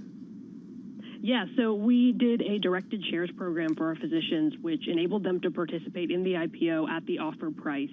And it was critical for us because the physician is at the core of the mission. Physician first is our guiding principle. And the physician's really the reason that we've been able to build this leading digital platform for medical professionals. So they're the reason we're here. So it's very, very important for us to have them participate in the IPO. I'm wondering how you communicated this to physicians, because in preparing for this interview, I did reach out to a friend of mine who's a doctor, and I told him I was interviewing executives from the company today, and he actually didn't even know it was going public. Interesting. We did send out a lot of emails. We contacted all of our physician members via email to give them the opportunity to participate in the offering. So it was mostly for our physicians that do use our platform. Yeah. Well, I should say he uses the free tier. I don't know if that matters. Oh no! As long as he's using our platform, it does not. To us, we did not discriminate over if there's any paid version or if it's free. But we did send out email blasts to many of our members. I should tell him this is why you have to be sure to read your email. Exactly. Check that spam filter. Check that spam exactly. filter. Well, Anna, what I understand is you've got 1.8 million verified members on the platform. Of those 1.8 million, how many did actually participate in the directed shares program? We had over 10,000 physicians participate in the directed shares program. All right, good to know. So tell us about the metrics going forward. I mean, you've got multiple tiers. One is free, as Tim just mentioned, and his friend that taps into that. You've got almost $20 a month as a provider that you can tap into, and then hospitals are also tapping into it. That's the financial model going forward. Yeah, so we actually sell, almost all of our offerings are free for our physicians. So all of our tools are free for our physicians. We do have a premium feature of our telehealth tool that we do sell to our physicians for, like, as you mentioned, about $20 a month. But the main way we monetize is by selling into the healthcare space. And healthcare is an industry that's long been very under-indexed on digital spend, and it's in the midst of a digital transformation. And we currently work with 20 of the top 20 hospitals and 20 of the top 20 pharmaceutical companies. And that's the main way we monetize. So our aim is never to make money out of doctors' pockets, but to focus on the healthcare as an industry. All right. So what does the healthcare space get out of it? And I'm assuming then that that's the bulk of your revenues in terms of percentage-wise? That's correct. So a health system customer would use us in order to engender referrals. So we allow them to potentially connect with a colleague or a key opinion leader in order to share brand awareness about what's happening at that hospital, or what's the new therapy they're focusing on, in order to engender referrals. How did it grow during the pandemic? Because the doctors who I've spoken to have talked a lot about how it offers telehealth, and it gave them an opportunity to also contact their patients, not just through telehealth, but also by calling them from their cell phones, but making it look like you could actually were calling from the office. Yeah, that's one of our favorite features. During the pandemic, these physicians have long been using our tools for a multitude of years. We've been in place for 2010, and during the pandemic, when physicians couldn't see any of their patients face to face, they started using our telehealth tools dramatically at a much faster pace. And we were really proud to do our part in the pandemic and give back. And we actually didn't even start charging for any of the telehealth features at all, even to our health systems, until January 1st. So we really gave it away for free for those first 8 or 9 months of the pandemic, and that was really, really critical for us. We were very proud to do that. It sounds like, Anna, ultimately, I think about companies that outsource back office operations or customer service operations, and it feels like in many ways you guys are looking to do that for the medical community, doctors specifically, and the doctor communities at major hospitals. Is that what it's ultimately about? That's exactly right. We have a multitude of ways in which physicians can use us, but we want to enable them to collaborate with their colleagues, stay up to date with the latest medical news and research. They can manage their careers. They can conduct virtual patient visits. We're replacing that fax machine and some of the more antiquated technology that they've been using for so long, and we're trying to be a smartphone hub really for them. Listen, research is a tricky one. How do you stay ahead and make sure you do have the latest and greatest research for those members on the platform? Just got about 35 seconds left here. Yeah, of course. We do physician summits. We are constantly connecting with our physician members and getting feedback from them in order to grow our product suite for them. So they are directly involved in our product roadmap. How big can this company become? I'm just wondering, because it sounds like you guys have a lot more revenue streams that you can pursue. Forgive me, we just got about 20 left.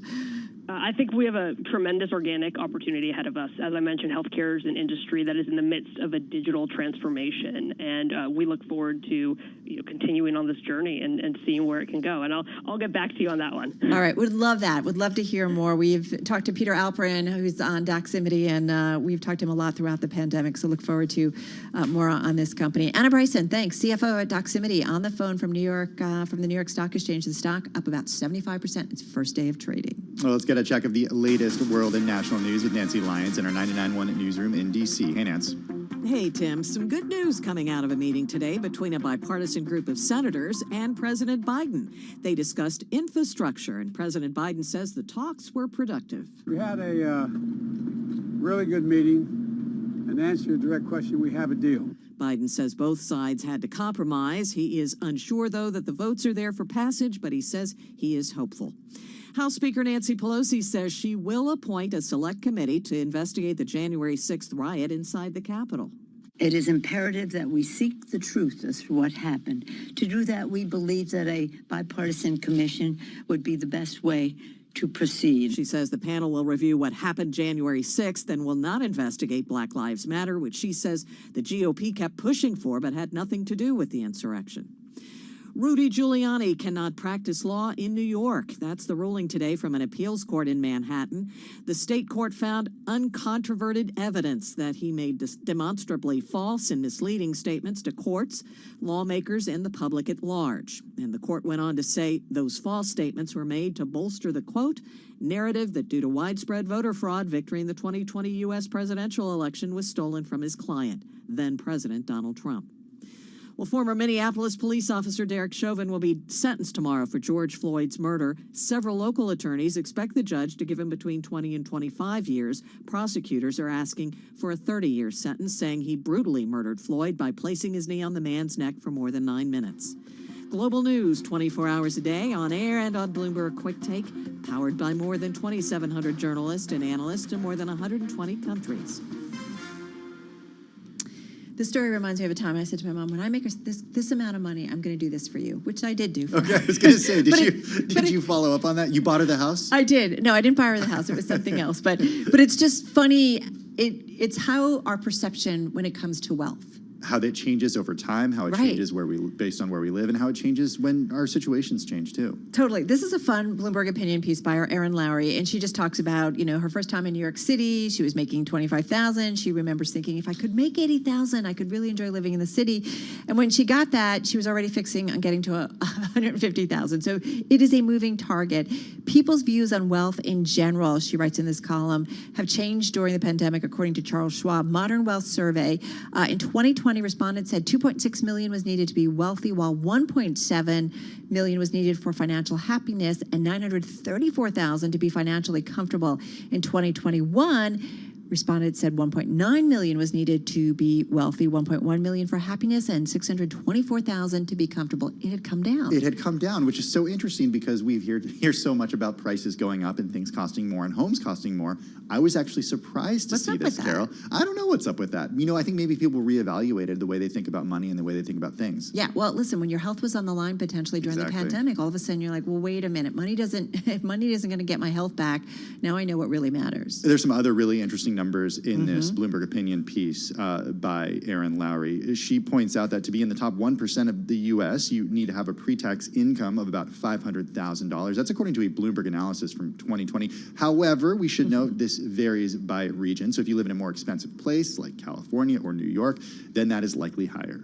Right, exactly. A 2019 survey by Ameriprise, by the way, found only 13% of people with 1 million or more believe themselves to be wealthy. I always think about the book, remember years ago, The Millionaire Next Door? Yeah. And I think many would say it's a million doesn't, I hate to say this and forgive me, but it's like, it's not a lot necessarily in today's society. There are millions of millionaires in the United States. And yet there's still a lot of people that are just struggling to get by. We know the numbers. We talk about it all the time. You're listening to Bloomberg Radio.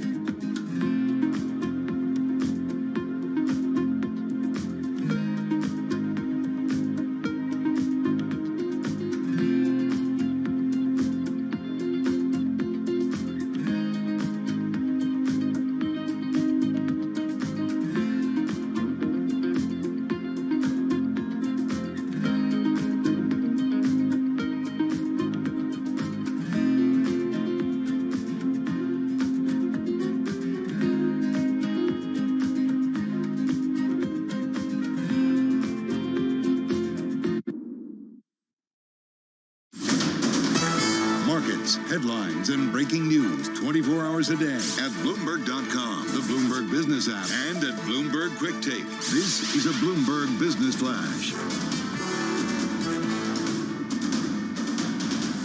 The equity market is extending record highs at this hour. We are about 42 minutes, a little more than 42 minutes away from the closing bell. Let's get you the very latest on market action. First word desk, Bill Maloney is there. Hey, Bill, what are you seeing? And good afternoon, Doug. U.S. stocks firmly in the green here as the S&P 500 looks to close at a record high. Dow's currently up 335 points. S&Ps are up 26.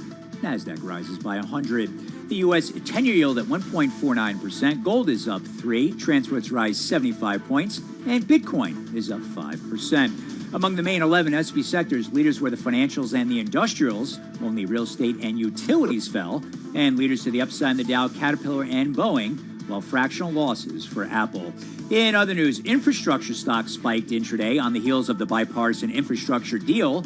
The Carnival CEO hopes the full fleet to be at capacity by the spring of 2022, and Eli Lilly soared as their Alzheimer's drug gained FDA breakthrough status. Wrapping things up, Nike and FedEx both report after the bell. Live from the First Breaking News Desk, I'm Bill Maloney. Doug. All right, Bill, thank you. To get live audio updates right on the Bloomberg terminal, the function is SQUA, then the green go key. I'm Doug Krisner. That is your Bloomberg Business Flash. Got it, Doug. Thank you so much. This is among our most read stories on the Bloomberg, and you'll understand why in a moment. It's about the billionaire co-founder of PayPal, a vocal opponent of higher taxes, who, Tim, amassed billions in a tax-free Roth IRA, according to a ProPublica report. Wait, what? Okay, so how does this sound? Turn less than $2,000 into a fortune worth more than $5 billion, and the cherry on top, tax-free. How do I do that? Let's ask Ben Steverman, personal finance editor at Bloomberg News. He's joined us here in the Bloomberg Interactive Brokers studio. How did Peter Thiel do it? Well, you know, these Roth IRAs, they were really designed for the middle class. If you make a certain amount of money, you can't even open one. And the contribution limit right now is $6,000. When Peter Thiel opened this, according to ProPublica, the contribution limit was $2,000. So how do you get $5 billion out of $2,000? Well, he did it. PayPal at that time, which he co-founded, was a private company, and he took some shares, which were supposedly valued at 1/10 of a cent per share. He took about 2 million of them and stuffed them into this IRA, and then within months, less than a year, the value just skyrocketed to millions of dollars. So that raises the question of, like, were these shares actually worth 10 cents or 1/10 of a cent at the time? Maybe not. But what he's been able to do very skillfully, ProPublica showed, is move from PayPal, which is incredibly successful, to Facebook, which was incredibly successful, onto Palantir Technologies, and it's now $5 billion. Because once that he was then allowed to play with that money within that fund, correct? Yes, and the money, this is the thing, it's the money, a traditional IRA, when you take the money out, you pay taxes. A Roth IRA, once it's in there, it's tax-free forever, for the rest of your life at least. Right. And as long as he waits until he's 59 and a half, which is the rule, you have to be a certain age to access these retirement accounts, he pays no money when he pulls the money out. Pays no taxes when he pulls the money out. So we were talking about this story all day. We talked about it on Quick Take earlier with Douglas Bonaparte. He's a registered investment advisor. He's big on Twitter, and we asked him the question of whether it's legal, and because it's getting so much outrage, he told us it's perfectly legal. But still, now there's pushback already from Democrats right now about trying to close this loophole. Well, what's legal is the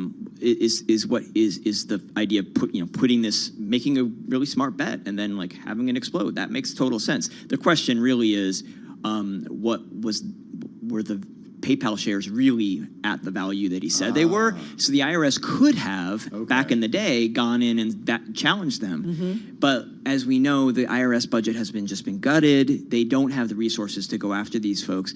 And there's a ton of people in Silicon Valley who try this trick. Peter Thiel got lucky. You know, he put in the right stock at the right time, and it just exploded. This goes to when we're talking about the infrastructure plan, how to pay for it, you know, putting more money into the IRS to kind of go after some of these individuals who've been able to really avoid, you know, or just come up with some interesting tax strategies. The thing is, in your story, and you point out, and I guess from some of the ProPublica data, he's not alone in doing this. No. I mean, maybe not to this extreme, but nonetheless, there are others who've done it too. There's definitely others in Silicon Valley who've done this exact technique.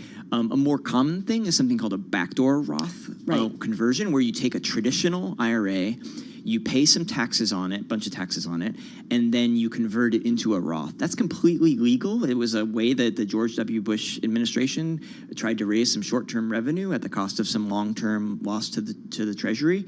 That's something Warren Buffett has used. And that's what the ProPublica story showed. But Ron Wyden, the Senate Finance Chair, has proposed somehow limiting Roth IRAs to $5 million, basically saying over $5 million, maybe you get taxed or something. I'm not sure exactly how that would work, but he put out a proposal a few years ago, and he just said today he's planning to bring it back. Today's story is part of a bigger picture about wealth and what we've learned about the wealthiest people in the country when it comes to taxes. And I'm wondering how the story plays out in Washington, because we have heard Democrats, specifically Elizabeth Warren is among them, calling for ways to make sure that some of these loopholes, I know I keep calling it a loophole, I don't want that to be a legal definition, but the ways that some of these people have been able to, not pay what many people say is their fair share. Yeah, so ProPublica has somehow gotten their hands on these confidential tax documents. It's very controversial, and there's an investigation of how they got their hands on these things. But they're planning a series of stories using these insights. And so we already know from previous reporting by them that a lot of billionaires in this country really don't pay any taxes, or they're able to offset their income with losses, and really aren't paying what you would expect a billionaire to pay, just because they're able to manipulate the tax code and manipulate the amount of income they recognize. I mean, we've heard from billionaires over the last few years when it comes, that they acknowledge that there are tax strategies completely legal, but that enable them to not pay a lot in taxes. And it's an interesting, Ben, I feel like, backdrop, especially as, there are talk in Washington about kind of what to do in terms of maybe new tax policy. Yeah, I mean, I think who really pays for taxes. Yeah, I think this might raise the pressure on Congress to do something. It's hard for Congress to raise taxes. It's hard for a lot of wealthy people are in Congress who are using these techniques. Some of these are very common. The Peter Thiel thing, $5 billion in a Roth IRA, that's an extreme outlier. Peter Thiel say anything? He has not responded to comment. All right, just trying to be fair. Good stuff, as always. Ben Steverman, he is our personal finance editor. Check him out at bsteverman on Twitter here at Bloomberg News. All right, coming up, we've got the chart of the day and the song of the day. Also, we'll get a preview of the stock of the day as well. That's right, Dave Wilson is coming up.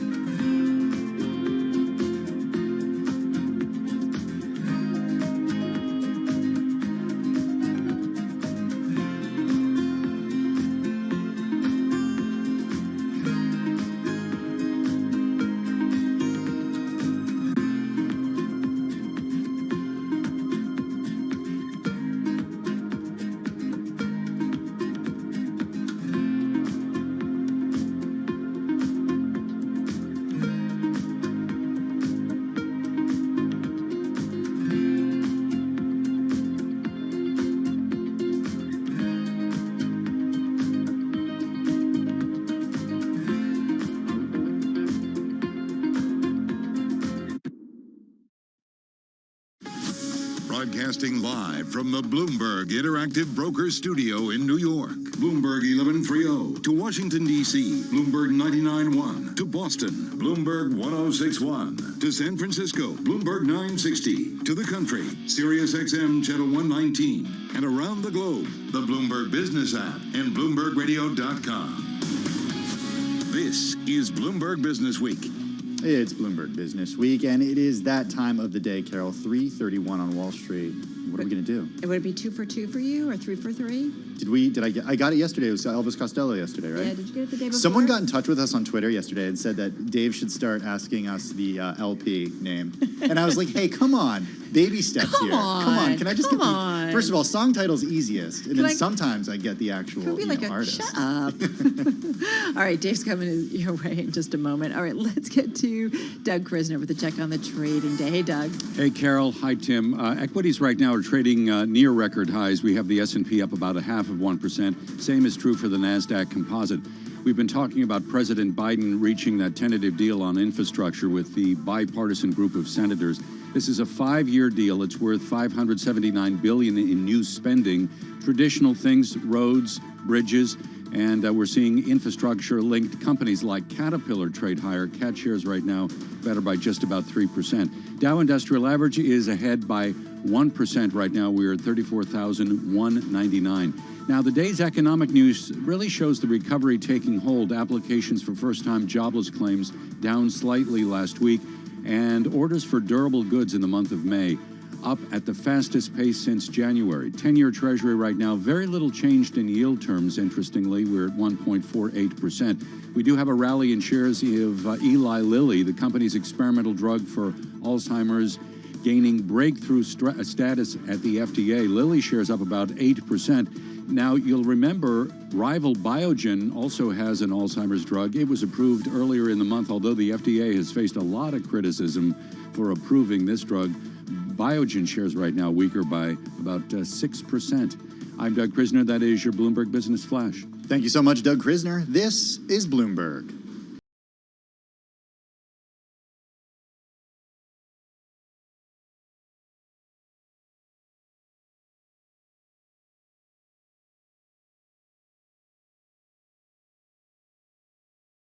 No, I know who this is. Oh, this is Alison Krauss. And? Led Zeppelin. No. Okay, you're and the singer in Led Zeppelin was? Oh my God. Tim? Jimmy Page? No. He was the guitarist. Yeah. Oh, man. Singer? Anyone? Guys, Bueller? in the control Bueller? room? Come on, Brennan. Yeah, come on, Marufo. Help us out. Brennan, where are you? Please. I can't believe I can't think Robert Plant. Robert Plant. Wow. I've seen But them I'll do give you partial credit, I'm going to Carol. get just dragged through the mud for My this husband one. was kind of into the two of them. They did a great show together, and they did they do one or two albums? I know they did an album. They did an album. There was talk about a second one, but it never happened. Both of those voices are so unique. Absolutely. All right, so partial credit. Partial credit. Do I get negative? I get a demotion. We're not even talking to you right now. Okay, I'll be over here in the corner. Yeah. Jimmy Page. Jimmy Page is calling. Yeah. Robert Plant. I have an assignment for you, Tim. Okay. Go watch the documentary. It might get loud. Okay. And then you'll know the difference between Jimmy Page and Robert Plant. Oh, man. In any case, All right. what we're talking Let's about talk here, about the when chart. it's gone, gone, gone. Yes. That's the sort of main title of the song. It's what's happened to growth and value stocks if you look at how they're performing relative to each other. You know, they have a tendency over time to kind of move pretty much together. Well, you look at the past year or so, and that's kind of gone out the window. And the way you can see that is to look at a correlation between the S&P 500 pure growth and pure value indexes. So, in other words, the companies within the S&P 500 that are the best fit in terms of being relatively cheap stocks or fast-growing companies. So what's happened is, and correlations can be as high as 1 when you have two values moving together. That's basically when the correlation line is just one line. Yeah, exactly. And, you go back to April of last year, you had a correlation of almost 0.94, and that was the highest in 8 years. And since then, it's come down to the lowest level since October 2000. What does that mean, though? It basically means that growth and value stocks have gotten disconnected from each other. Now, we know, if you go back to last year, there was this whole push into the value category. In the past month or so, that's sort of reversed to some extent. We've seen the growth stocks do relatively well. So, all this turbulence has basically kind of taken this relationship that's developed over time and thrown it out the window. That's what we're really talking about here. I see on the chart that there's a time, 2016, that the correlation dropped to its lowest point until now. I'm thinking Brexit and the presidential election. Yeah, that sort of thing, absolutely, because it did kind of change the equation. Remember when, President Trump got elected, there was a lot of anticipation that, shall we say, smokestack America would do relatively well. Right. And, you were talking a lot of value stocks back then. So that kind of fits the theme. And, you could say Brexit is part of that, too. Wait. Why does growth and value go together? Why should they be normally correlated? Because stocks tend to rise over time. Okay. And, even if they don't necessarily move the same amount, they move in the same direction as a rule. And that's really, you can look at correlation different ways. And this is just sort of focused on a more of a directional look. If you want to know more, folks, send me an email. I'll get you the chart, the explanation that goes with it, and everything I do going forward. The email address is dwilson@bloomberg.net. That's dwilson@bloomberg.net. It's like one of those moments, when the 5-year-old comes, why? But why? But why? Why did you get Jimmy Page and Robert Plant mixed up? No, why were they? Is that what they both? That would be your question, Tim. My 2.5-year-old is going to ask me later? No. Yeah, exactly. Arlo's going to be like, Yeah. Dad. You're pathetic. Stock of the day. 4D Molecular Therapeutics. That's a mouthful. It is. The ticker's FDMT. Company went public in December at $23 a share. Today, it fell below that initial public offering price for the first time. So you're talking about a record low. What happened was they had a deal with Switzerland's Roche Holding in terms of working on a gene therapy for an eye disorder. It's called choroidal It's never easy. Ramia. We trust you wherever you go. Choroidal Ramia. Okay. I'm with you on practice better. In any case, Roche pulled out of the deal. Okay. So there goes whatever money they would have received. The termination is effective in mid-September. And so you've had the stock fall about 13%. Again, ticker FDMT. It's a small cap, just about 576 million market cap. It's down almost 48% this year, but this is what's tough with some of these biopharma companies, right? Whether the support or whether their major idea, if it's having some problems. Yeah, absolutely. Whether it's the results of trials Right. or, the backing from a bigger company, both those elements, they're a big deal for a lot of these smaller drug developers. Check out Dave's Stock of the Day just after 4:15 p.m. Wall Street time. It's going to be on Facebook, LinkedIn, and on Twitter. You can find him at The One Dave. Oh, look. Jimmy Page is at the door. He's like, come on, I play guitar. Okay. All right, Dave Wilson, you have a good evening. Let's get off to D.C., get a check on world and national news with Nancy Lyons. Hey, Nance. Hey, Carol. President Biden is celebrating a deal with a bipartisan team of senators that will add $579 billion in infrastructure spending, including a record amount for public transit and more money for railroads than at any time since Amtrak was created. The president said he's confident his party will unite behind the deal, including those who think it inadequate. Neither side got everything they wanted in this deal. That's what it means to compromise. It reflects consensus. The heart of democracy requires consensus, breaking the ice that too often has kept us frozen in place, prevented us from solving the real problems facing the American people. The president said Congress has a lot more work to turn the deal into law and also to pass without Republican help the rest of his total plan. And he said he won't sign one without the other. In Washington, Irv Chapman, Bloomberg Radio. The search continues in Surfside, Florida, where an apartment building collapsed overnight, killing at least one person. Mayor Charles Burkett says they're doing all they can to find survivors. We've got the dogs, we've got the equipment, and we're going to do our very best to save as many people in that pile of rubble as we possibly can. Burkett says about half the building's 134 units are just gone. A New York appellate court is suspending Rudy Giuliani's law license in the state due to his lies about the 2020 election. A disciplinary panel found he made, quote, demonstrably false and misleading statements about the election as Donald Trump's personal attorney. Giuliani led Trump's legal challenge about the results, arguing without merit the vote had been rife with fraud. Global news 24 hours a day, on air and on Bloomberg Quick Take, powered by more than 2,700 journalists and analysts in more than 120 countries. All right, Nance, thank you so much. I'm Carol Massar, my co-host Tim Stanovic of Quick Take. We're in the Interactive Broker Studio in New York City at Bloomberg headquarters. So BuzzFeed, it's the digital media outlet. It has struck a deal to go public through a merger with a blank check company. This blank check company, 890 Fifth Avenue Partners, Inc. The deal values BuzzFeed at $1.5 billion. That's according to a statement today. Now, the agreement comes after months of negotiations, confirms a Bloomberg News report back in March that these parties were in talks, Carol. Yeah, as part of this deal, BuzzFeed's going to also agree to acquire youth-focused media company Complex Networks from Hearst Corporation and Verizon Communications for about $300 million, structured as $200 million in cash and $100 million in BuzzFeed equity. So where's my org chart? Yeah, as they piece this together. That's a good question. Okay, so we should think about where BuzzFeed is now versus where it was a few years ago. So this comes at a time when many media companies are facing a lot of struggles. Right.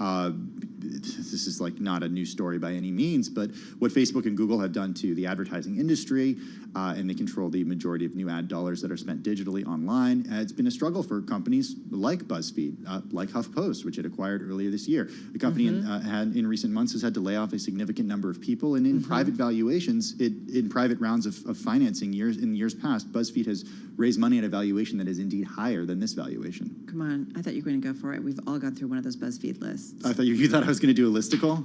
Listicle. Take this quiz to figure out if you're a good fit for a SPAC.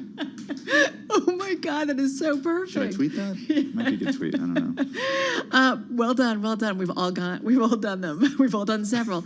No, but I think it is spot on what you say about the media world, right? It's kind of reconfiguring itself, selling off some assets, buying some others, and we may see others. Vice Media, an online entertainment company, has also been in talks to go public via SPAC. Bloomberg News previously reporting that. So there is a lot of movement in this space. Listen, they're all competing for kind of the same ad dollars. Yeah, I'm eager to see who's next. Yeah, exactly. A listicle. Let's do it. This is Bloomberg.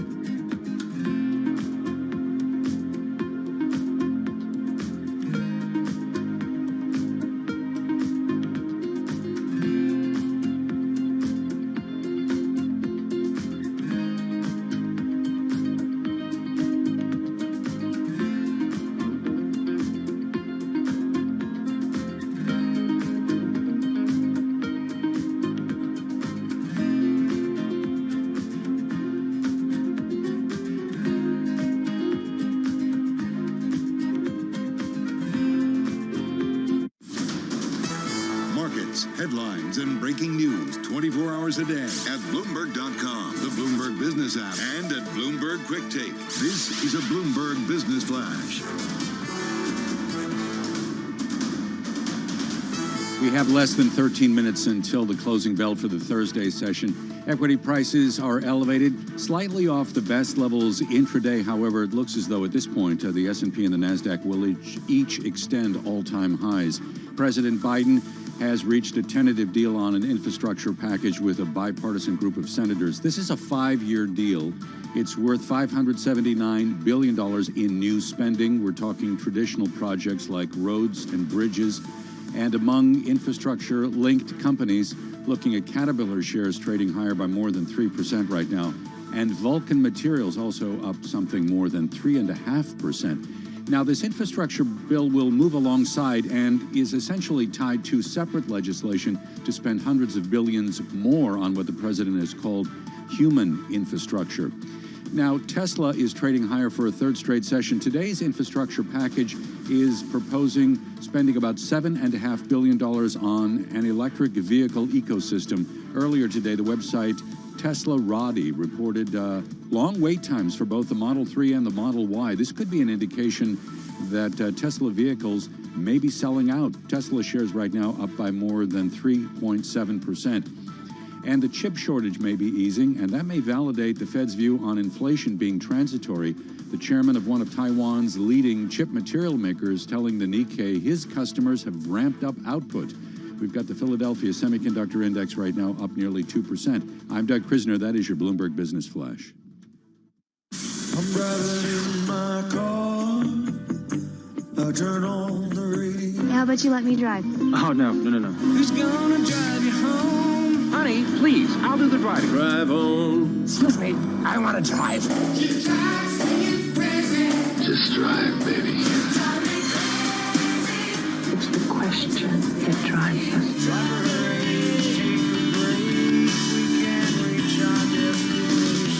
This is the drive to the close. That funky music will drive us till the dawn. On Bloomberg Radio. TikTok, everybody. About 10.5 minutes left in today's trading session. We are definitely off our lows of this session, holding near our highs when it comes to the Dow Jones Industrial Average, as you just heard Doug talk about.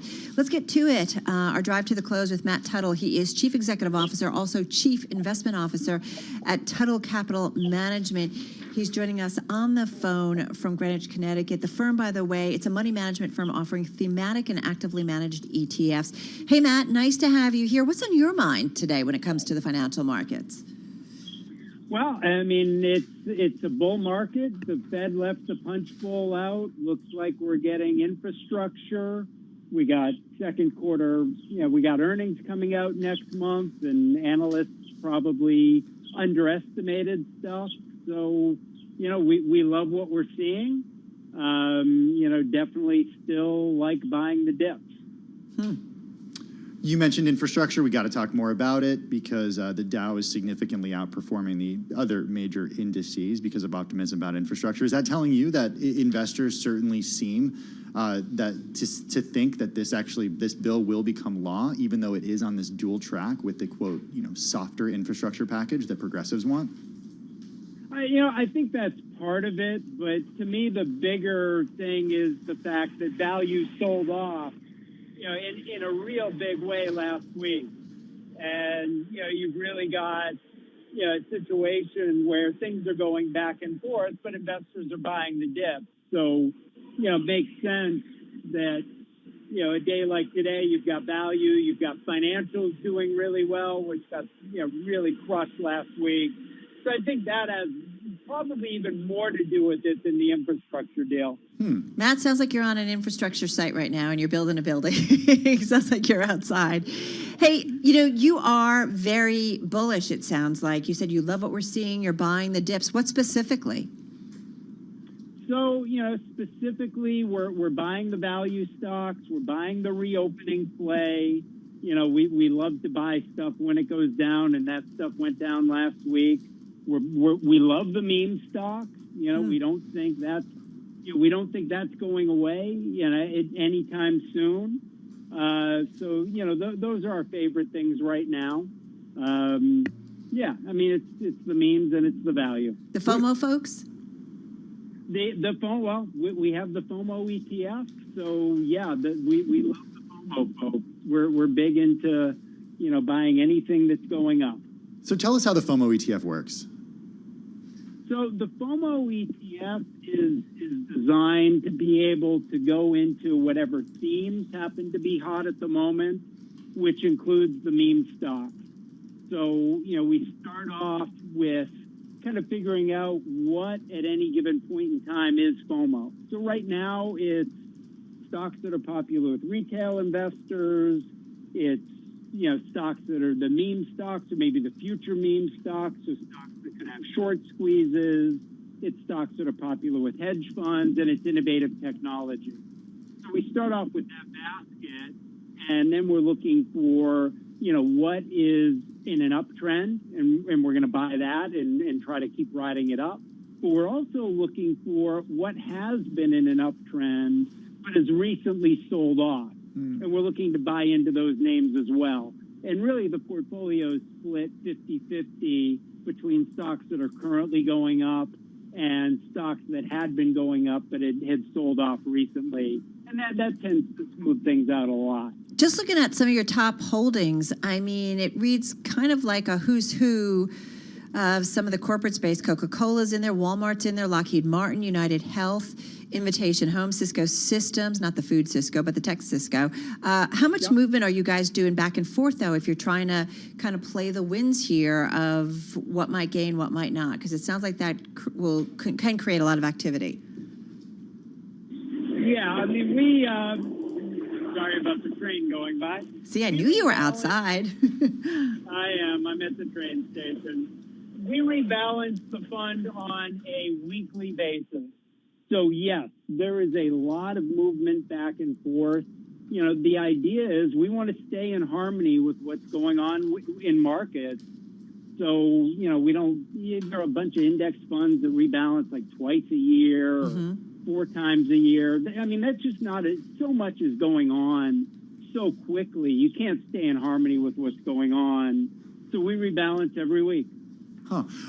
When you say the meme stocks are here to stay, what do you mean by that? Do you mean that the meme stocks there's going to be like a new meme stock each and every week or every few days, something that's talked about in Wall Street Bets because we have access to commission-free trading in the palm of our hands? Is that what you're saying? So basically, yes. And it's more than commission-free trading.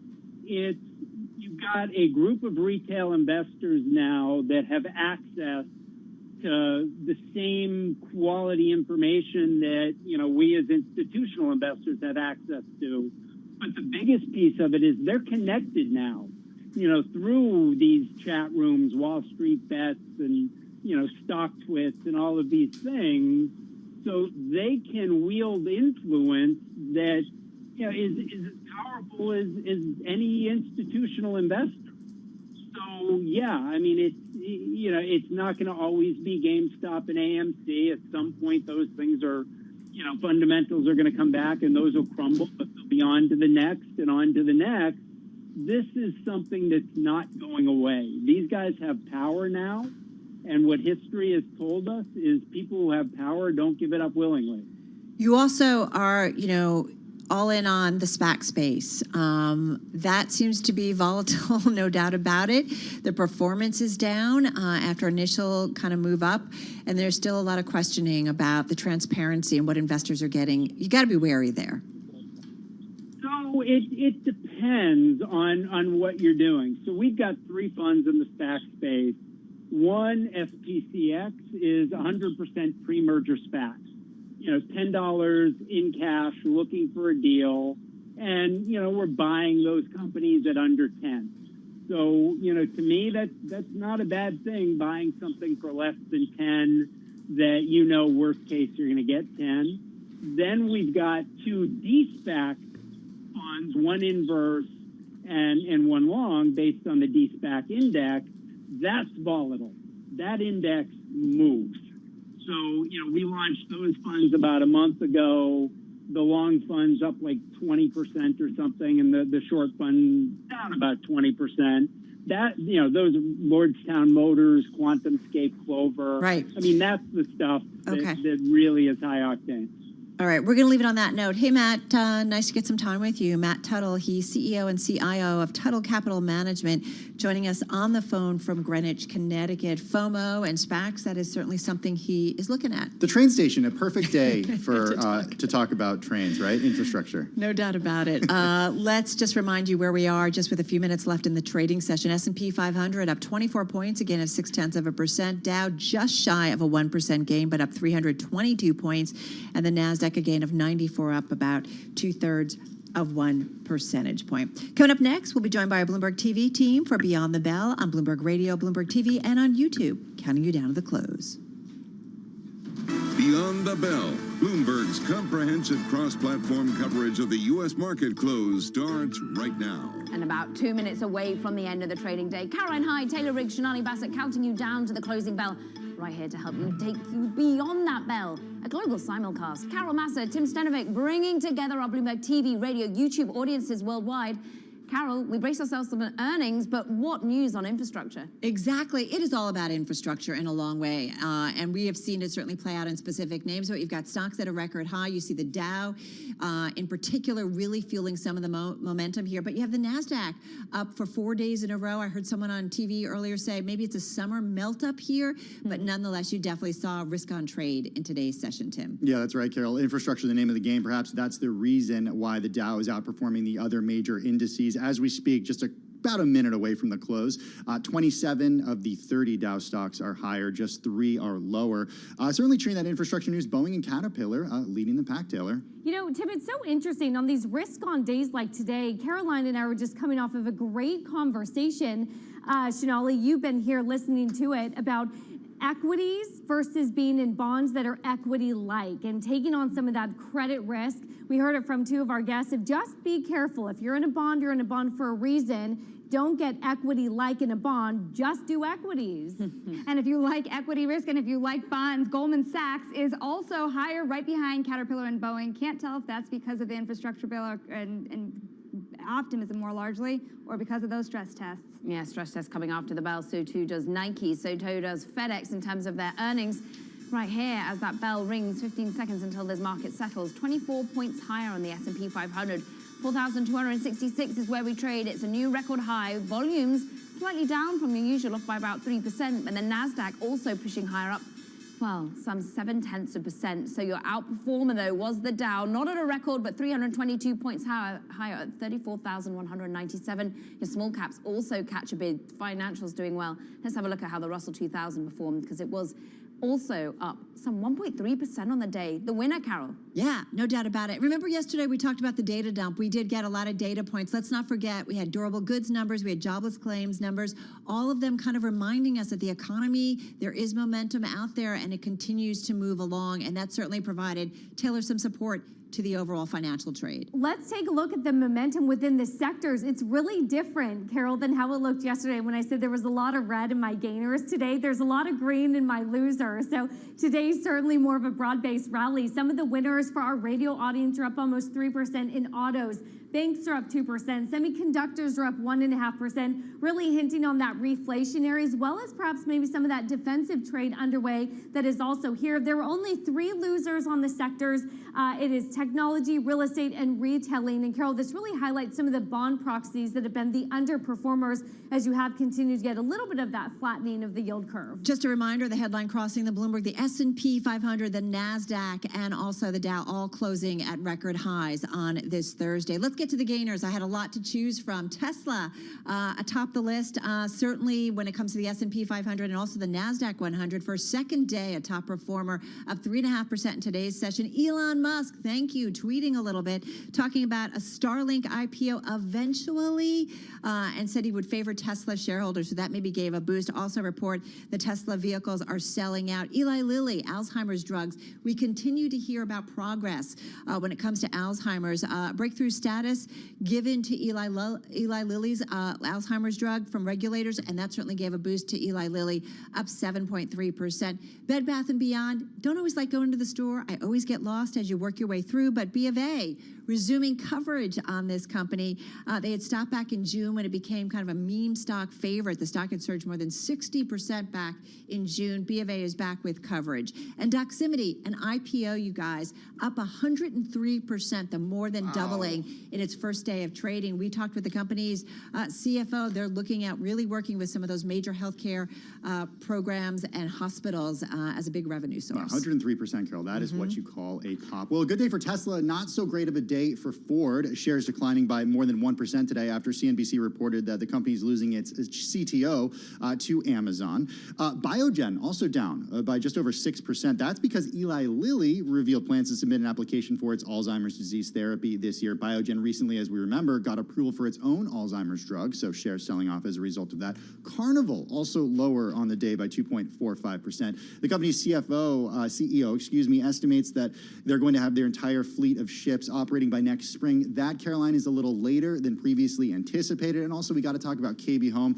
down more than 6.7% on the day. Revenue for the second quarter fell short of expectations. Tim, you are looking smart today. Is it because of my tie? Yeah, Don't tell Romaine, okay?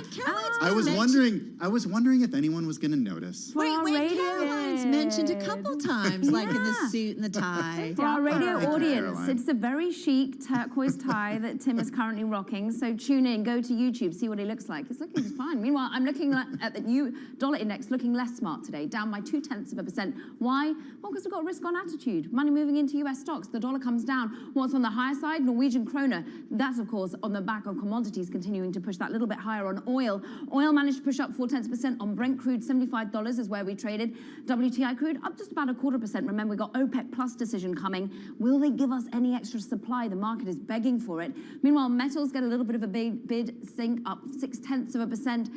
Cocoa, guys, I'm keeping a close eye on cocoa because that's pulling back as we maybe get some more supply coming through. And actually, apparently, we're not traveling and buying our chocolate as we go through the airports. Lastly, well, I'm going to take it out to yields. It was a mixed bag when it came to yields. Interestingly, UK yields down that little bit. It seems as though the Bank of England isn't going to be rate hiking anytime soon, Taylor. And let's talk about some of the rate hikes. Well, at least maybe the rate increases, the yield increase that we continue to see on these yields. And we're taking a look at a 5-year that's up 3 basis points. And Shanali, what catches my eye is, I know we're getting earnings here, so just quickly, the flattening of the yield curve, and yet still the bank outperformance today. Yeah, it's those stress tests. We're waiting for them, but they can also disappoint if we find some ugly surprises on their operational risk. So keep an eye out aftermarket for those. All right, just want to correct. I said the S&P 500, NASDAQ Composite, and I said the Dow. That was incorrect. The S&P 500, the NASDAQ Composite, and the NASDAQ 100 closing at record highs. So just trying to keep track of it and make sure you have the right information.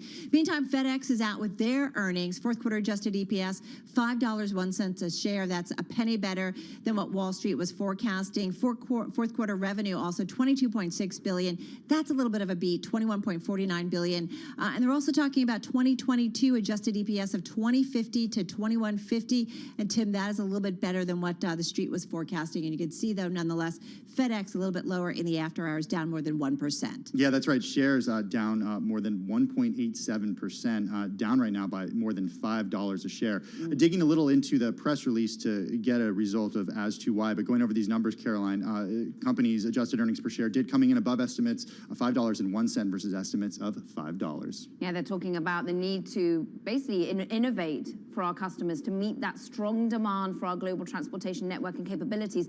Here is like a company that really shows the supply chain issues that we've got on our hands, because they talk about the outstanding efforts they've had during an extraordinary year of course, delivery within the COVID-19 vaccines that they were doing, relief for supplies throughout the US and Canada.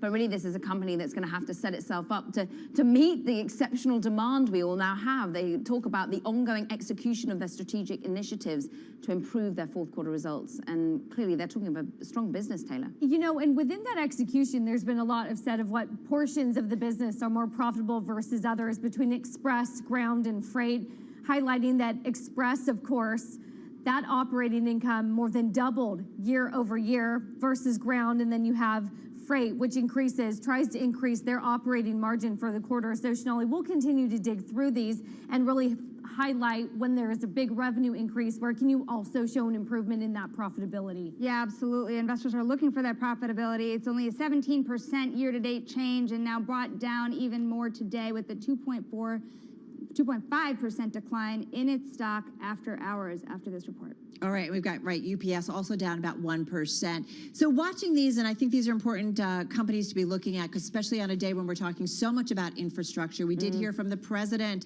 and he says he's got bipartisan support for a more than $500 million measure on the hard infrastructure. But he's also said, and Caroline, this is something we need to think about, he wants more than $1 trillion spent, and he wants it on human infrastructure as well. Yeah. Says he won't sign that first part of the bill and the legislation until he gets the second part. Maybe it's politics at play, but nonetheless something to think about, especially as we see stocks moving higher. Let's hear from the president about this. We'll see what happens in a reconciliation.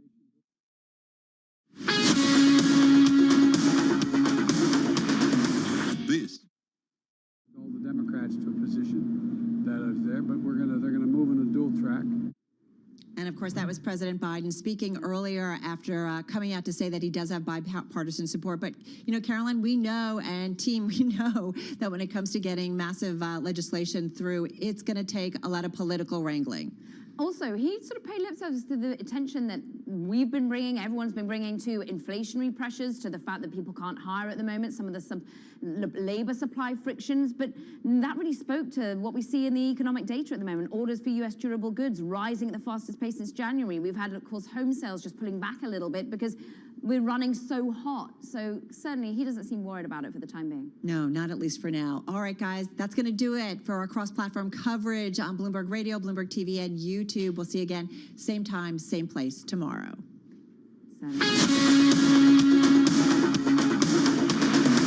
This is Bloomberg Business Week with Carol Masser and Bloomberg Quick Takes Tim Stenovic on Bloomberg Radio.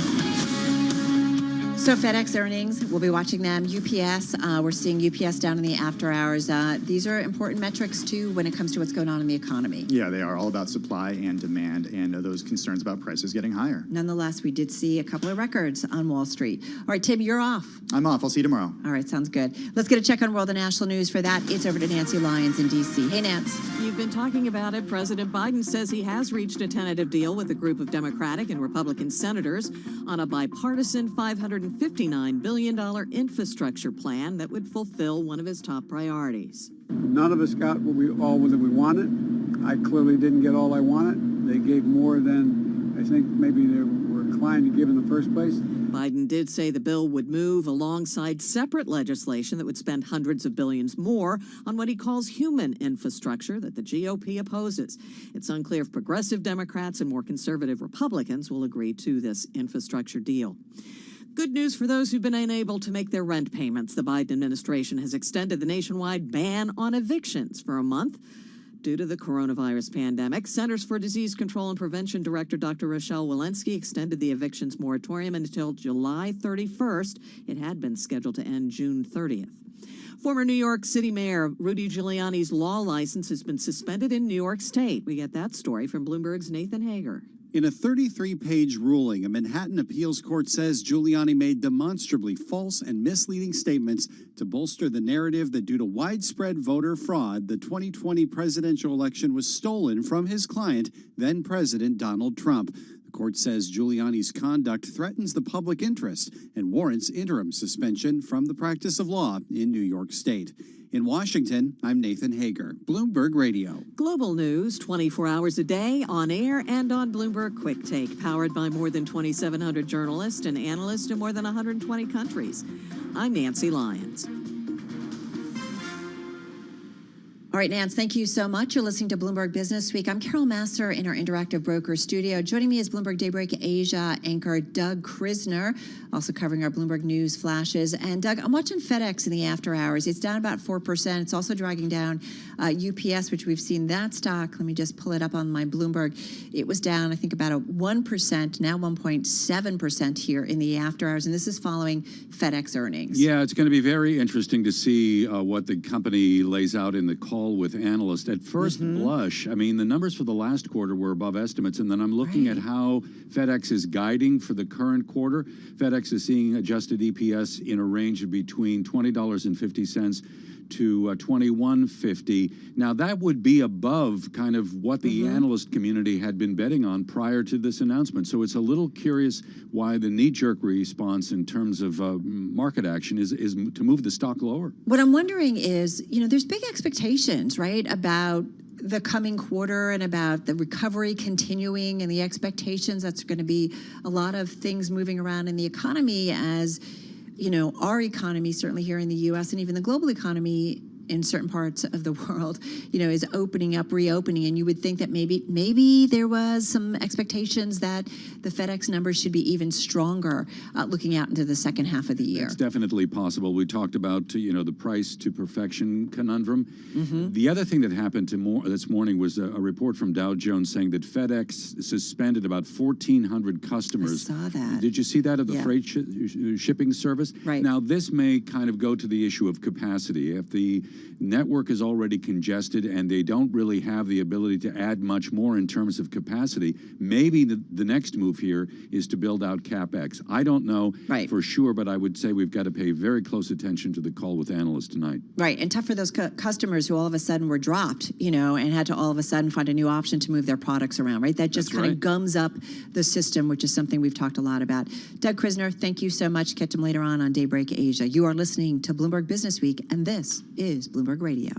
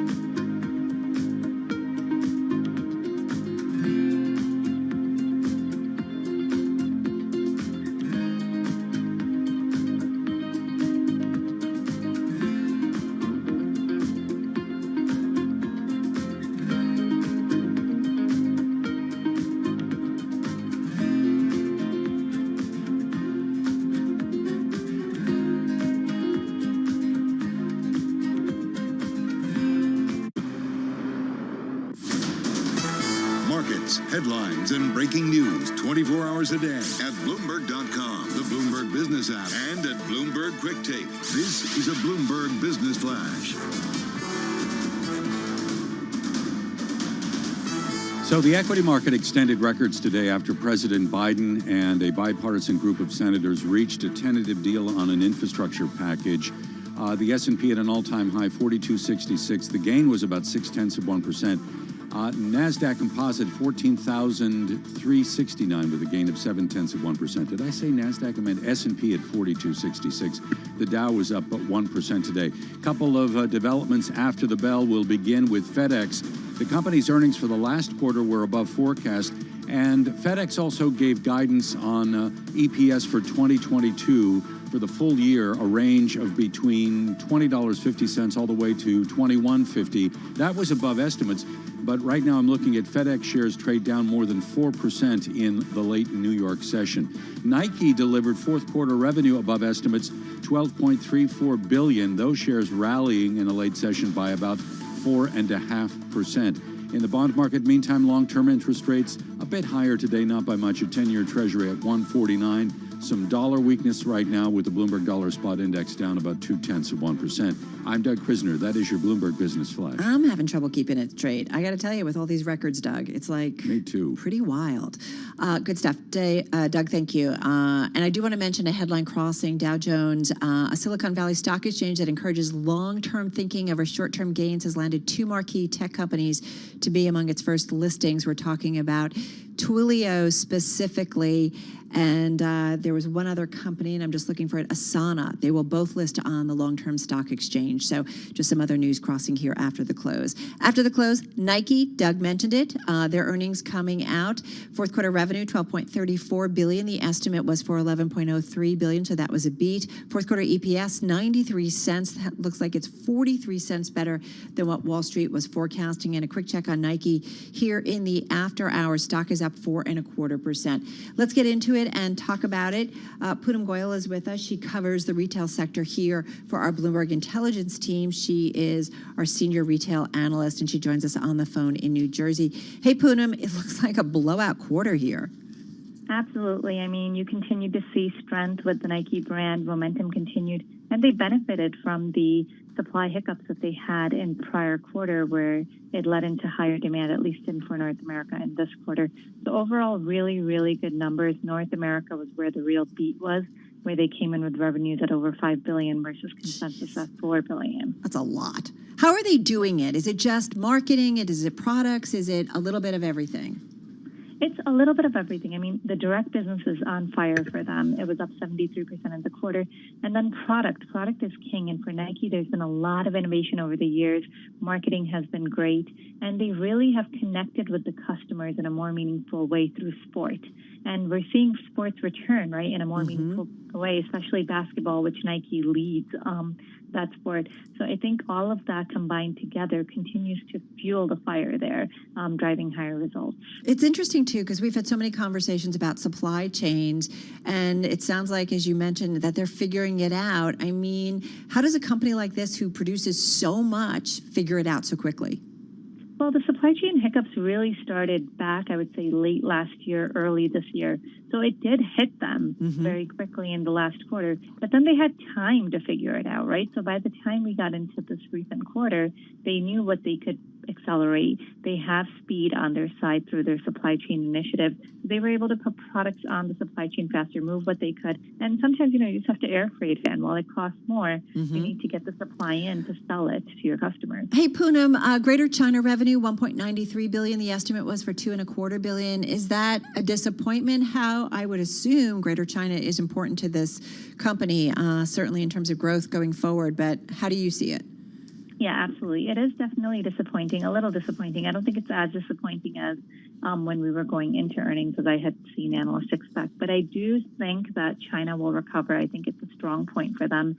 They will regain share there. We've heard from other brands, and we'll probably hear from them on the call later today, that China is accelerating momentum. I mean, that's what we've heard across the board in recent calls. All right. I feel like when we talk Nike for a lot, it's just they just figure it out, and they do it well. What are the kind of big I don't know, macro things that you think about when you write about Nike and that you're constantly keeping an eye on?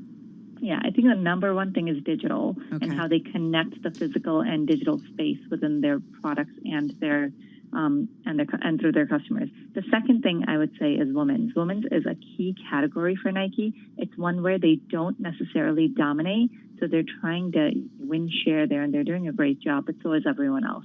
So it's not they have a competitive advantage. And the third is sports this year. I mean, the comeback of sports in a more meaningful way with the Olympics in the summer is going to be a big catalyst for Nike and the other sportswear companies alike. Yeah, I was curious about the Olympics specifically because it's going to be a little bit of a different year, and I do wonder if that impacts them directly or indirectly. But it sounds like just the idea that sports are back causes people to go out and buy more sports stuff.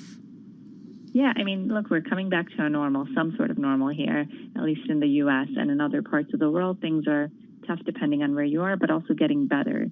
So I think as people go out more, as team sports come back into play, professional sports come back into play, whether it's live with restricted access or whether it's still, being streamed, it does re-engage the customer into the world of sports. And that's encouraging for brands like Nike. Hey, one thing that stood out for me among some of the research you wrote up is about its under $100 footwear and how that is, kind of important to the company when it comes to getting customers at that entry-level point. They're working on that. They're getting better. Yeah, I mean, they put this initiative together a few years ago, actually, and they are trying to introduce the entry-level customer to Nike. So it's a place where, they can use their mid-tier wholesale partners and their outlets to really drive customer engagement. When it comes to the retail experience, I know the Nike store here has always been massive. Sometimes for me, it's a little overwhelming. Are they rethinking any of that in kind of smaller ways of reaching the consumer? I mean, they're digitizing their stores, so smaller or bigger depends on the flagship location that they're in. But it's about creating a digital connection within the store, so you're almost shopping like a digital platform, even though you're in the store. All right. Well, that's key. Yeah, and listen, their strategy certainly seems to be playing out. We're seeing it in the numbers and certainly how the stock is trading. Hey, Poonam, nice to hear from you. Poonam Goyal, she's Senior U.S. Retail Analyst at Bloomberg Intelligence on the phone from New Jersey. And as we mentioned, Nike shares in the after hours, they are definitely trading higher. Stock now up about 4.76%. It's down about 5.5% so far this year, but we could see it move into the green depending how the trade plays out yesterday, and certainly based on the after hours trade. Again, fourth quarter revenue, $12.34 billion versus an estimate of $11.03 billion. Fourth quarter EPS, 93 cents a share versus an estimate of 50 cents a share. You're listening to Bloomberg Business Week. Coming up, we're going to talk about those Fed stress tests and the big banks. That's coming up.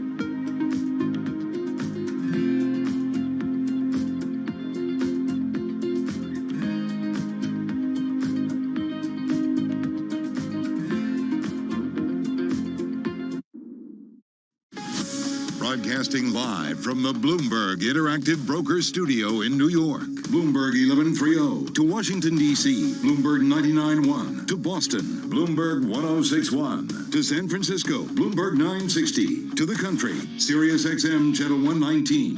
And around the globe, the Bloomberg Business app and BloombergRadio.com. This is Bloomberg Business Week. Well, I'm frantically working on the Bloomberg, trying to keep track of all these big banks and the movement in the after hours. We just got a headline. The banks easily clear U.S. stress tests, setting stage for payouts. We're talking potentially dividends, maybe buybacks. We will be hearing from the big banks, no doubt about it, probably in the days to come. I'm looking at Wells Fargo up about 0.9%. JPM also higher, Bank of America, Goldman Sachs as well. All right, let's get to it with Doug Krisner. Doug, I'm watching the big banks. Yeah, I'm looking at Bank of America. Those shares higher by 1%. We'll unpack this story coming up here on Bloomberg Business Week. Equities traded higher today, and for the S&P 500 and the NASDAQ comp, we were at record highs today. President Biden and a bipartisan group of senators reached a tentative deal on infrastructure. We're talking traditional things like roads and bridges, at least at this point. Now, today's 5-year deal is worth about $579 billion in new spending and is one example of companies related to the infrastructure play. Caterpillar shares were up more than 2.5% today. After the bell, we heard from FedEx. The company's earnings for the last quarter were above forecast and guidance for the full year above estimates. However, at the same time, FedEx said it plans to spend $7.2 billion in CapEx during fiscal 2022. Obviously, that's going to reduce profit, right? Key question here, or one may be, whether we're going to hear a similar story from other companies as we brace for second quarter results. Right now, I'm looking at shares in FedEx in the late session, down 4%. We also heard from Nike after the bell. Fourth quarter revenue above estimates at $12.34 billion. Nike shares rallying by more than 4% right now. So the Dow today picking up 1%, S&P 500 higher by 0.6%, a record 4266. NASDAQ comp 14,369. That's an all-time high with a gain of 0.7%. I'm Doug Krisner. That's your Bloomberg Business Flash. All right, Doug, thank you so much. You are listening to Bloomberg Business Week, and Doug just mentioning some of those big bank names, and that is certainly our focus at this hour. We did just get the headline, the big banks easily clearing the U.S. stress tests, setting the stage for payouts, results showing all firms well above the Fed's capital minimums. The pandemic-era restrictions on dividends, stock buybacks are lifted. So let's get into it and what this means. Bloomberg Intelligence Chief Industry Economist Carl Riccadonna joining us with more on the results and what we just heard. He's in our Interactive Brokers studio. This is good for the big banks. This is good for the big banks, and of course, capital distribution restrictions were put into place as the COVID-19 crisis unfolded. So they had actually 2 stress tests last year, now 1 this year. So these are 3 stress tests now the banks have gone through. Check. So they have been totally on top of things. And just to kind of give some sense around the scenario that they were looking at, it was a global, severe global recession with substantial stress in the commercial real estate and corporate debt markets, which are kind of like they're tailoring the stress scenario to potential scenario. It's not just pie in the sky, like randomly picking a severe outcome, but looking at some of the consequences that we could see as a result of the economy if it backslid from what happened to corporate debt markets, for instance, during the COVID crisis. And it was something we thought about and talked about a lot here at Bloomberg. Carl, you know this, whether it was the corporate real estate market and whether that was coming undone, what was the bank's exposure to it potentially, and we all kind of had to wait as we've heard from some of the major players in the real estate market about what's really happening, in terms of people coming back to offices, would they be reused again? So, but again, it was the bank's exposure to all of that maybe made the Fed a little nervous. That exposure potentially with the economy backsliding into recession, which again, the Fed is always abundantly clear. These are not our baseline views by any stretch of the imagination. It's an adverse scenario, a thoughtful adverse scenario, but by no means they're a forecast, but they do kind of put in relevant emerging themes to, custom tailor to where we stand in the current economic environment. I mean, this is all the result of after the financial crisis, right? That the Fed kind of has this system in place that at moments of stress, right, they basically look at the scenarios and what it would mean for the big banks in our U.S. financial system. Right. This is one of the legacies of Dodd-Frank, for example. And so, when we look back at the year that we had in 2020, thank goodness that we had these stress tests, put into place. And so banks were much more prepared for the crisis, the economic crisis that we saw last year. not in the U.S., but just globally, and they were much better prepared as a result of these very comprehensive exercises. Now you think about the banks, and they've got a few days, I think, after the market closes on June 28th, they can announce their plans for distributing capital. So we'll wait to see, and we've seen this before, right? That all of a The sudden fireworks might come early this year, Carol. You think so?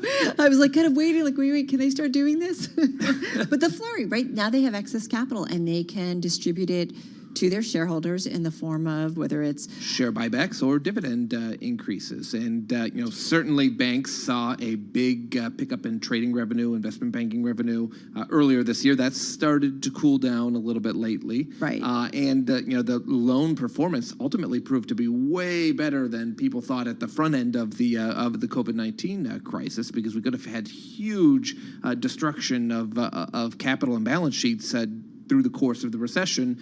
I mean, looking at what we saw in the unemployment rate or GDP numbers, you would have predicted a far more dire outcome than what ultimately transpired because of the aid that was put in place, whether it was small business loans, paycheck protection loans or grants, whatever you want to call it, support for households through the rebate checks. All of that made it a much less severe. I mean, we really people know 2020 was a scary year, but they have no idea the consequences we could have seen economically had we not put all of those support measures in place. It is fascinating to see kind of some of the scenarios that the Fed thinks about, like the extreme measures. And I know they talked about possibly an 11% unemployment rate, a stock market tanking by more than half, right? Like they do come up with these 55% decline.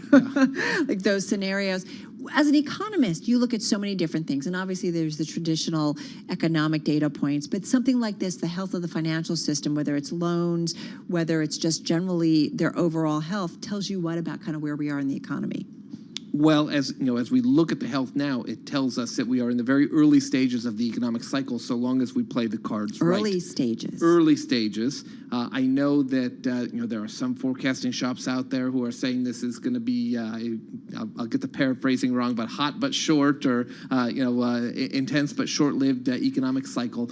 I don't think that has to be the case. If we don't pull the fiscal mat out too quickly, right?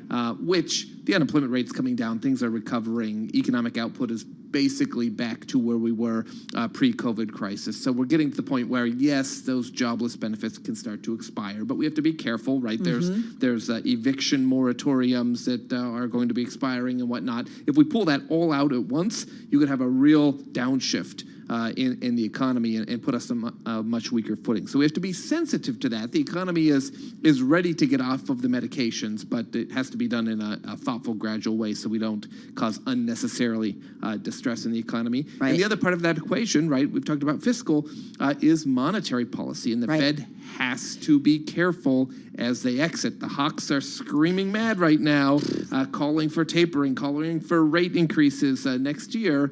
Potentially the economy's not ready to withstand all of that tightening, as we learned in the prior tightening cycle. Exactly. Great way to tie it up. Carl Riccadonna, thank you so much. He is Chief Industry Economist at Bloomberg Intelligence here in our Interactive Brokers studio. Let's get an update on world and national news. For that, we head to D.C. and Nancy Lyons. Hey, Nance. Hey, Carol. President Biden says he has reached a tentative deal with a bipartisan group of senators. It's $579 billion, and it's 5 years. He spoke following their meeting today at the White House. There can be disagreements to resolve and more compromise to be forged along the way. But this group of senators and all the American people can be proud today because we've reaffirmed once again we are the United States of America. Biden says he cannot guarantee the votes are there for passage, but he is hopeful. He says the bill would move alongside separate legislation that would spend trillions more on what he calls human infrastructure, but the GOP opposes that approach. House Speaker Nancy Pelosi says she's putting together a select committee to investigate the January 6th attack on the Capitol. Senate Republicans blocked legislation creating a bipartisan panel to look into the riot about a month or so ago. Authorities in Surfside, Florida say they do not know how many people are missing after the partial collapse of a beachside condominium building early this morning. At least one person died in the collapse, but rescue efforts are underway to find survivors. Governor Ron DeSantis here. We'll hope for the best in terms of additional recoveries, but we are bracing for some bad news just given the destruction that we're seeing. DeSantis says the quick work of first responders helped save lives. President Biden says FEMA is on standby if Governor DeSantis requests help.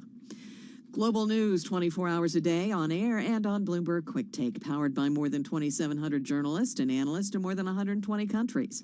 I'm Nancy Lyons. Now let's go to Doug Krisner for a business flash. All right, Nancy, thank you. Well, a short while ago, we learned the Fed's stress test for the big banks show the U.S. financial industry built up a stockpile of cash during the pandemic, and now these lenders can announce plans to distribute capital. That would happen after the market closes June 28th. Now, the strong results likely mean the biggest payouts we have ever seen. Early estimates include the 6 biggest banks here in the States, and I'm going to add J.P. Morgan, Chase, Bank of America, and Citigroup to that list. The 6 biggest could return more than $140 billion to shareholders, and the stocks right now in the big banks all trading higher in the late U.S. session. After the bell, we heard from FedEx. The company reported earnings above forecast. FedEx also gave guidance for the full year that was above estimates. However, FedEx also said it's planning to spend $7.2 billion in CapEx in fiscal 2022. Obviously, that's going to reduce profit somewhat. Stock is down more than 4% in the late U.S. session. We also heard from Nike after the bell. Company delivered fourth quarter revenue above estimates. Nike shares higher by nearly 4.5%. So today in the regular session, we had the equity market extending records after that bipartisan plan on infrastructure. Dow Industrial Average, though, shy of a record with a gain of 1%, but the S&P finished at an all-time high, 4266, picking up 0.6%. NASDAQ comp, 14,369. All-time high, moving up today by 0.7%. I'm Doug Krisner. That is your Bloomberg Business Flash. All right, Doug, thank you so much. You are listening to Bloomberg Business Week. So our next guest, we last talked to him at what was a really rough time. It was more than a year ago. Here's someone who has brought innovation to education, really changed the space. Sal Khan is the founder of Khan Academy. It's the nonprofit that set out to provide a great education to all students around the globe. And with more than 1 billion children worldwide impacted by school closures because of the pandemic, Khan Academy, we saw them step up in a big way and providing their free resources. Sal is back with us on the phone in Mountain View, California. Sal, it is so nice to have you back. How are you? I'm doing well. Thanks for having me. Well, it's good to have you here. We did talk to you in May of 2020. Tell me what's been going on with you and Khan Academy since then. Yeah, back last year, it was one of those moments where we looked left and looked right and realized that this was us, that people were going to need something to get them through all of the school closures and the disruptions, keep them learning over the summer. And we saw our traffic go about 3x of normal. Normally we see about 30 million learning minutes per day. We saw that grow to about 85, 90. Wow. As the pandemic kept going longer than folks expected, they continued to lean on it. In 2020, we saw 12 billion learning minutes on Khan Academy. About half of that, 6 billion, is students and families coming on their own. 6 billion has been what we call teacher-directed, teachers getting students to use it. And we've just been trying to keep up with the demand. We've accelerated a whole series of courses. We're going to be launching science within the year. We've always had science on Khan Academy, but this is comprehensive practice, assessment, feedback, middle school, high school, early college, chemistry, biology, physics, econ, other things. So we're excited about that. And on top of that, as part of the pandemic response, this time last year, we started a prototype, another nonprofit called Schoolhouse.World, to give everyone free tutoring. And since then, that's grown. That's gotten some philanthropic funding behind it. We've had a bunch of states sign on because everyone's talking about tutoring, but no one knows really how to scale it. And the way we're scaling it is we're getting high-quality vetted volunteers from all over the world to tutor people from all over the world. It's incredible, the network that you've created. You were founded, I think, right back in 2007. I remember doing a piece on you as you had kind of started out. What's changed in terms of the work that you're doing, the groups that you're reaching, and how people are looking at you and your role in education? Yeah, as you mentioned, back in 2007, there's multiple possible starting points for Khan Academy. It was 2004, I started tutoring family. 2005, I started making software for them. 2006, I started making videos.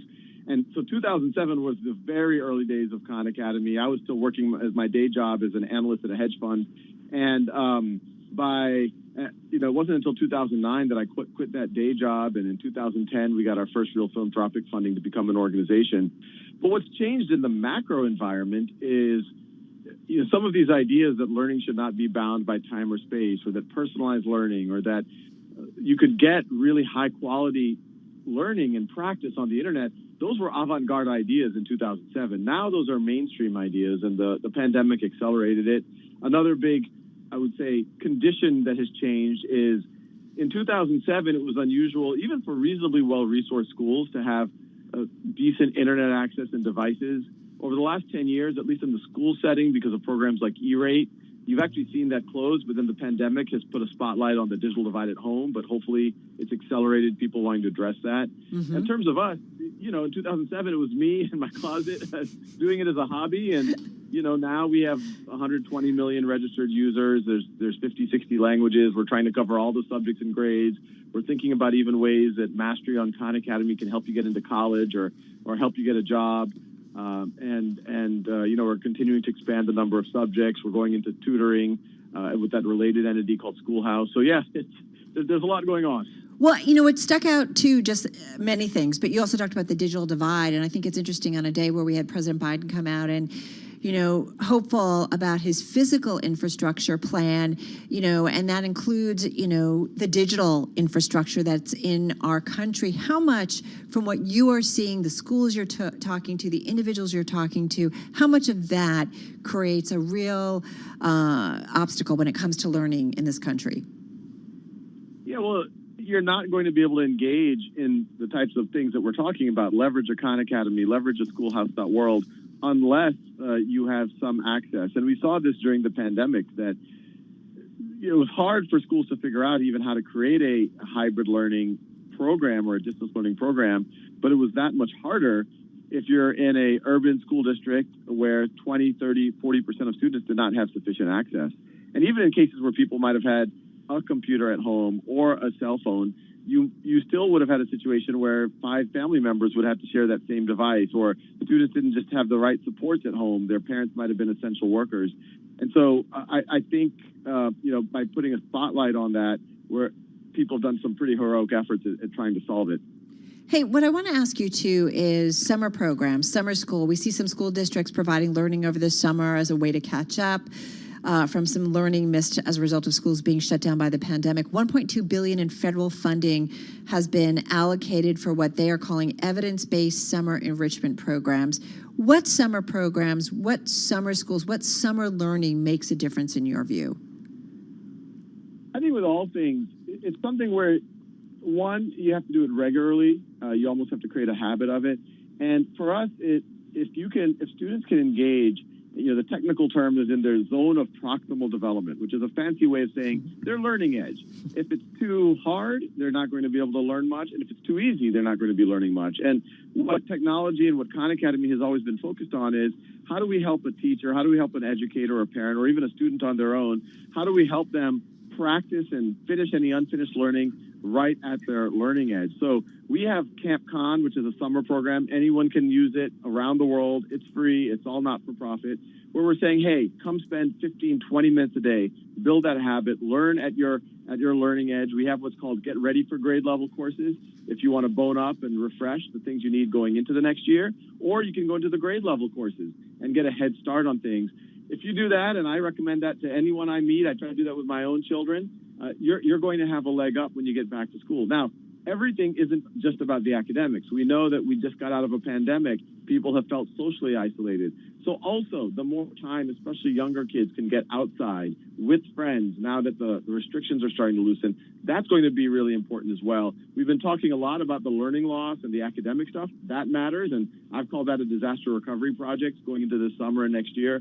But I think that social-emotional side is also not getting enough attention. It's interesting too, Khan, and Sal, I wonder your take on this, because my daughter used Khan Academy, loved it for whether it was math or science, just a great resource to understand sometimes really complicated things. You figured out really how well to connect with students in the online world. We know the online learning experience, though, especially for younger kids, wasn't always so productive and didn't work so well during the pandemic. So what's the key to getting it right, to getting it, or to doing it wrong?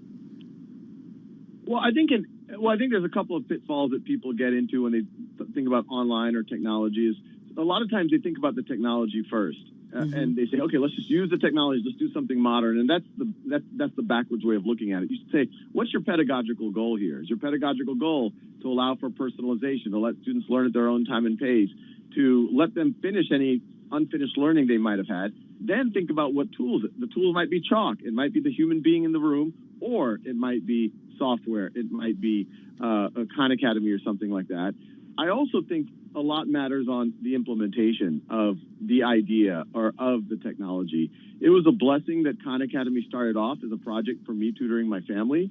That allowed me to bring I would say, an eccentricity, an informality, authenticity to the content, whether it's the software or the videos, that wouldn't have come natural to a large tech company. Right. And even now, as we've grown and scaled, I try to maintain that with our team. I remind folks that when you have a distance between yourself and the learner over time and space because of the technology, it's even more important to let your humanity shine. Most people do the opposite. As soon as the camera's on, they start talking like a robot or a GPS device. It's even more important when you're doing a video or when you're writing software that you're passionate about it, that it shows in the work.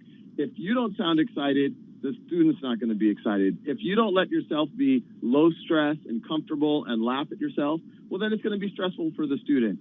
If you're not interested, the student's not going to be interested. So how do you believe that the educational system, well entrenched in this country, and I know you work on a global basis, but I'm just curious about the U.S., where we know there's tons of money spent, but depending on where you live and your access, you can get a much better education than others. Can something like Khan Academy, and how are you working with schools that are maybe under-resourced as well, that can kind of up the game for the kids who are at those schools? We've seen over the last 10 years, there's 50 efficacy studies done on Khan Academy. I believe we're the most researched ed technology platform out there, that if students are able to engage in their zone of proximal development, in their learning edge, for even 30, 45 minutes a week, that they're growing 20, 30% faster. But we realize that it's great that all of these teachers on their own, hundreds of thousands of teachers and parents and students have decided to use it in a grassroots way. But if we really want to serve all students, we have to work more formally with districts. And we have to integrate with other things they're doing. We have a partnership with NWEA, which is a standardized testing body, administers something called the MAP growth assessment. It's taken by 20% of students. Historically, one of the biggest critiques of standardized testing is, okay, it's great to measure where you are, but then what do you do with that? So our partnership with the NWEA is all about, hey, you take that standardized test, and then that can inform what your learning edge is. That can inform a personalized learning plan on Khan Academy, and that's what we've been doing systemically with districts. Our partnership with the College Board around the SAT, we're the official practice partner for the SAT. We've seen a lot of school districts want to also use that. Once again, they're integrating these different pieces that have always existed, the MAP growth test, the SAT, but now they're integrating that with personalized practice so that they can really meet the kids where they are. I'm thinking about the parents that are listening and thinking about their kids over this summer. What's your advice for parents and caregivers on what they can do with their kids this summer? I would say, depending on the age of your child, target 30 to 90 minutes a day of continued academic learning. The summer is always an opportunity to refresh and maybe even get ahead, but this summer is going to be that much more important. Take a look at khanacademy.org. Take a look at schoolhouse.world. If you have younger kids between the ages of 3 and 7, check out our app. It's available on Android and iOS. Khan Academy Kids. It has hundreds of books. It has activities, social emotional learning, math, reading, writing. But on top of that, build that habit every day and ideally continue that habit as you go into the school year. 30 minutes of math and science on Khan Academy. Do some reading together. Do some journaling. Get into the habit of writing. Have something interesting to talk about every day at lunch or at dinner. And then on top of that, just make sure that the kids are getting back into the pattern of socialization, getting time outside, getting their blood flowing, which, Khan Academy doesn't do, but it's just as important as the academic. Well, I'm always hopeful when I listen to you. What's next for you? Just got 20 seconds here. Where else can you take this? We continue to expand into 50-plus languages. We have the science push. The schoolhouse.world just released something called a series where people can join essentially a class for multiple sessions over the summer. I encourage people to check that out. And, I think it's not as delusional to imagine a free world-class education for anyone anywhere. It's so great. You're just kind of mind-blowing when it comes to education. Sal, thank you. Sal Khan, he's the founder of Khan Academy, joining us on the phone in Mountain View, California. Coming your way in just a moment is Sound On with Joe Matthew. And Joe, let me just guess, might you talk infrastructure? You know, we might get to that at some point. Carol, we talked about it a little while ago. Right as it happened, everyone heard the announcement live on Bloomberg Radio, and we have a special infrastructure hour lined up with a lot of smart people, beginning with Bloomberg Government's Emily Wilkins. We'll talk with the president of the National Association of Manufacturers and later Congressman Brendan Boyle of Pennsylvania. Yeah, we saw a lot of infrastructure stocks certainly moving in anticipation of this spending. All right, Sound On with Joe Matthew coming up. Joe, thank you so much. Looking forward to it. That's coming up in just a few minutes. For the whole Bloomberg Business Week team and Tim Stanovic, my co-host, have a great and safe evening. I'm Carol Massar.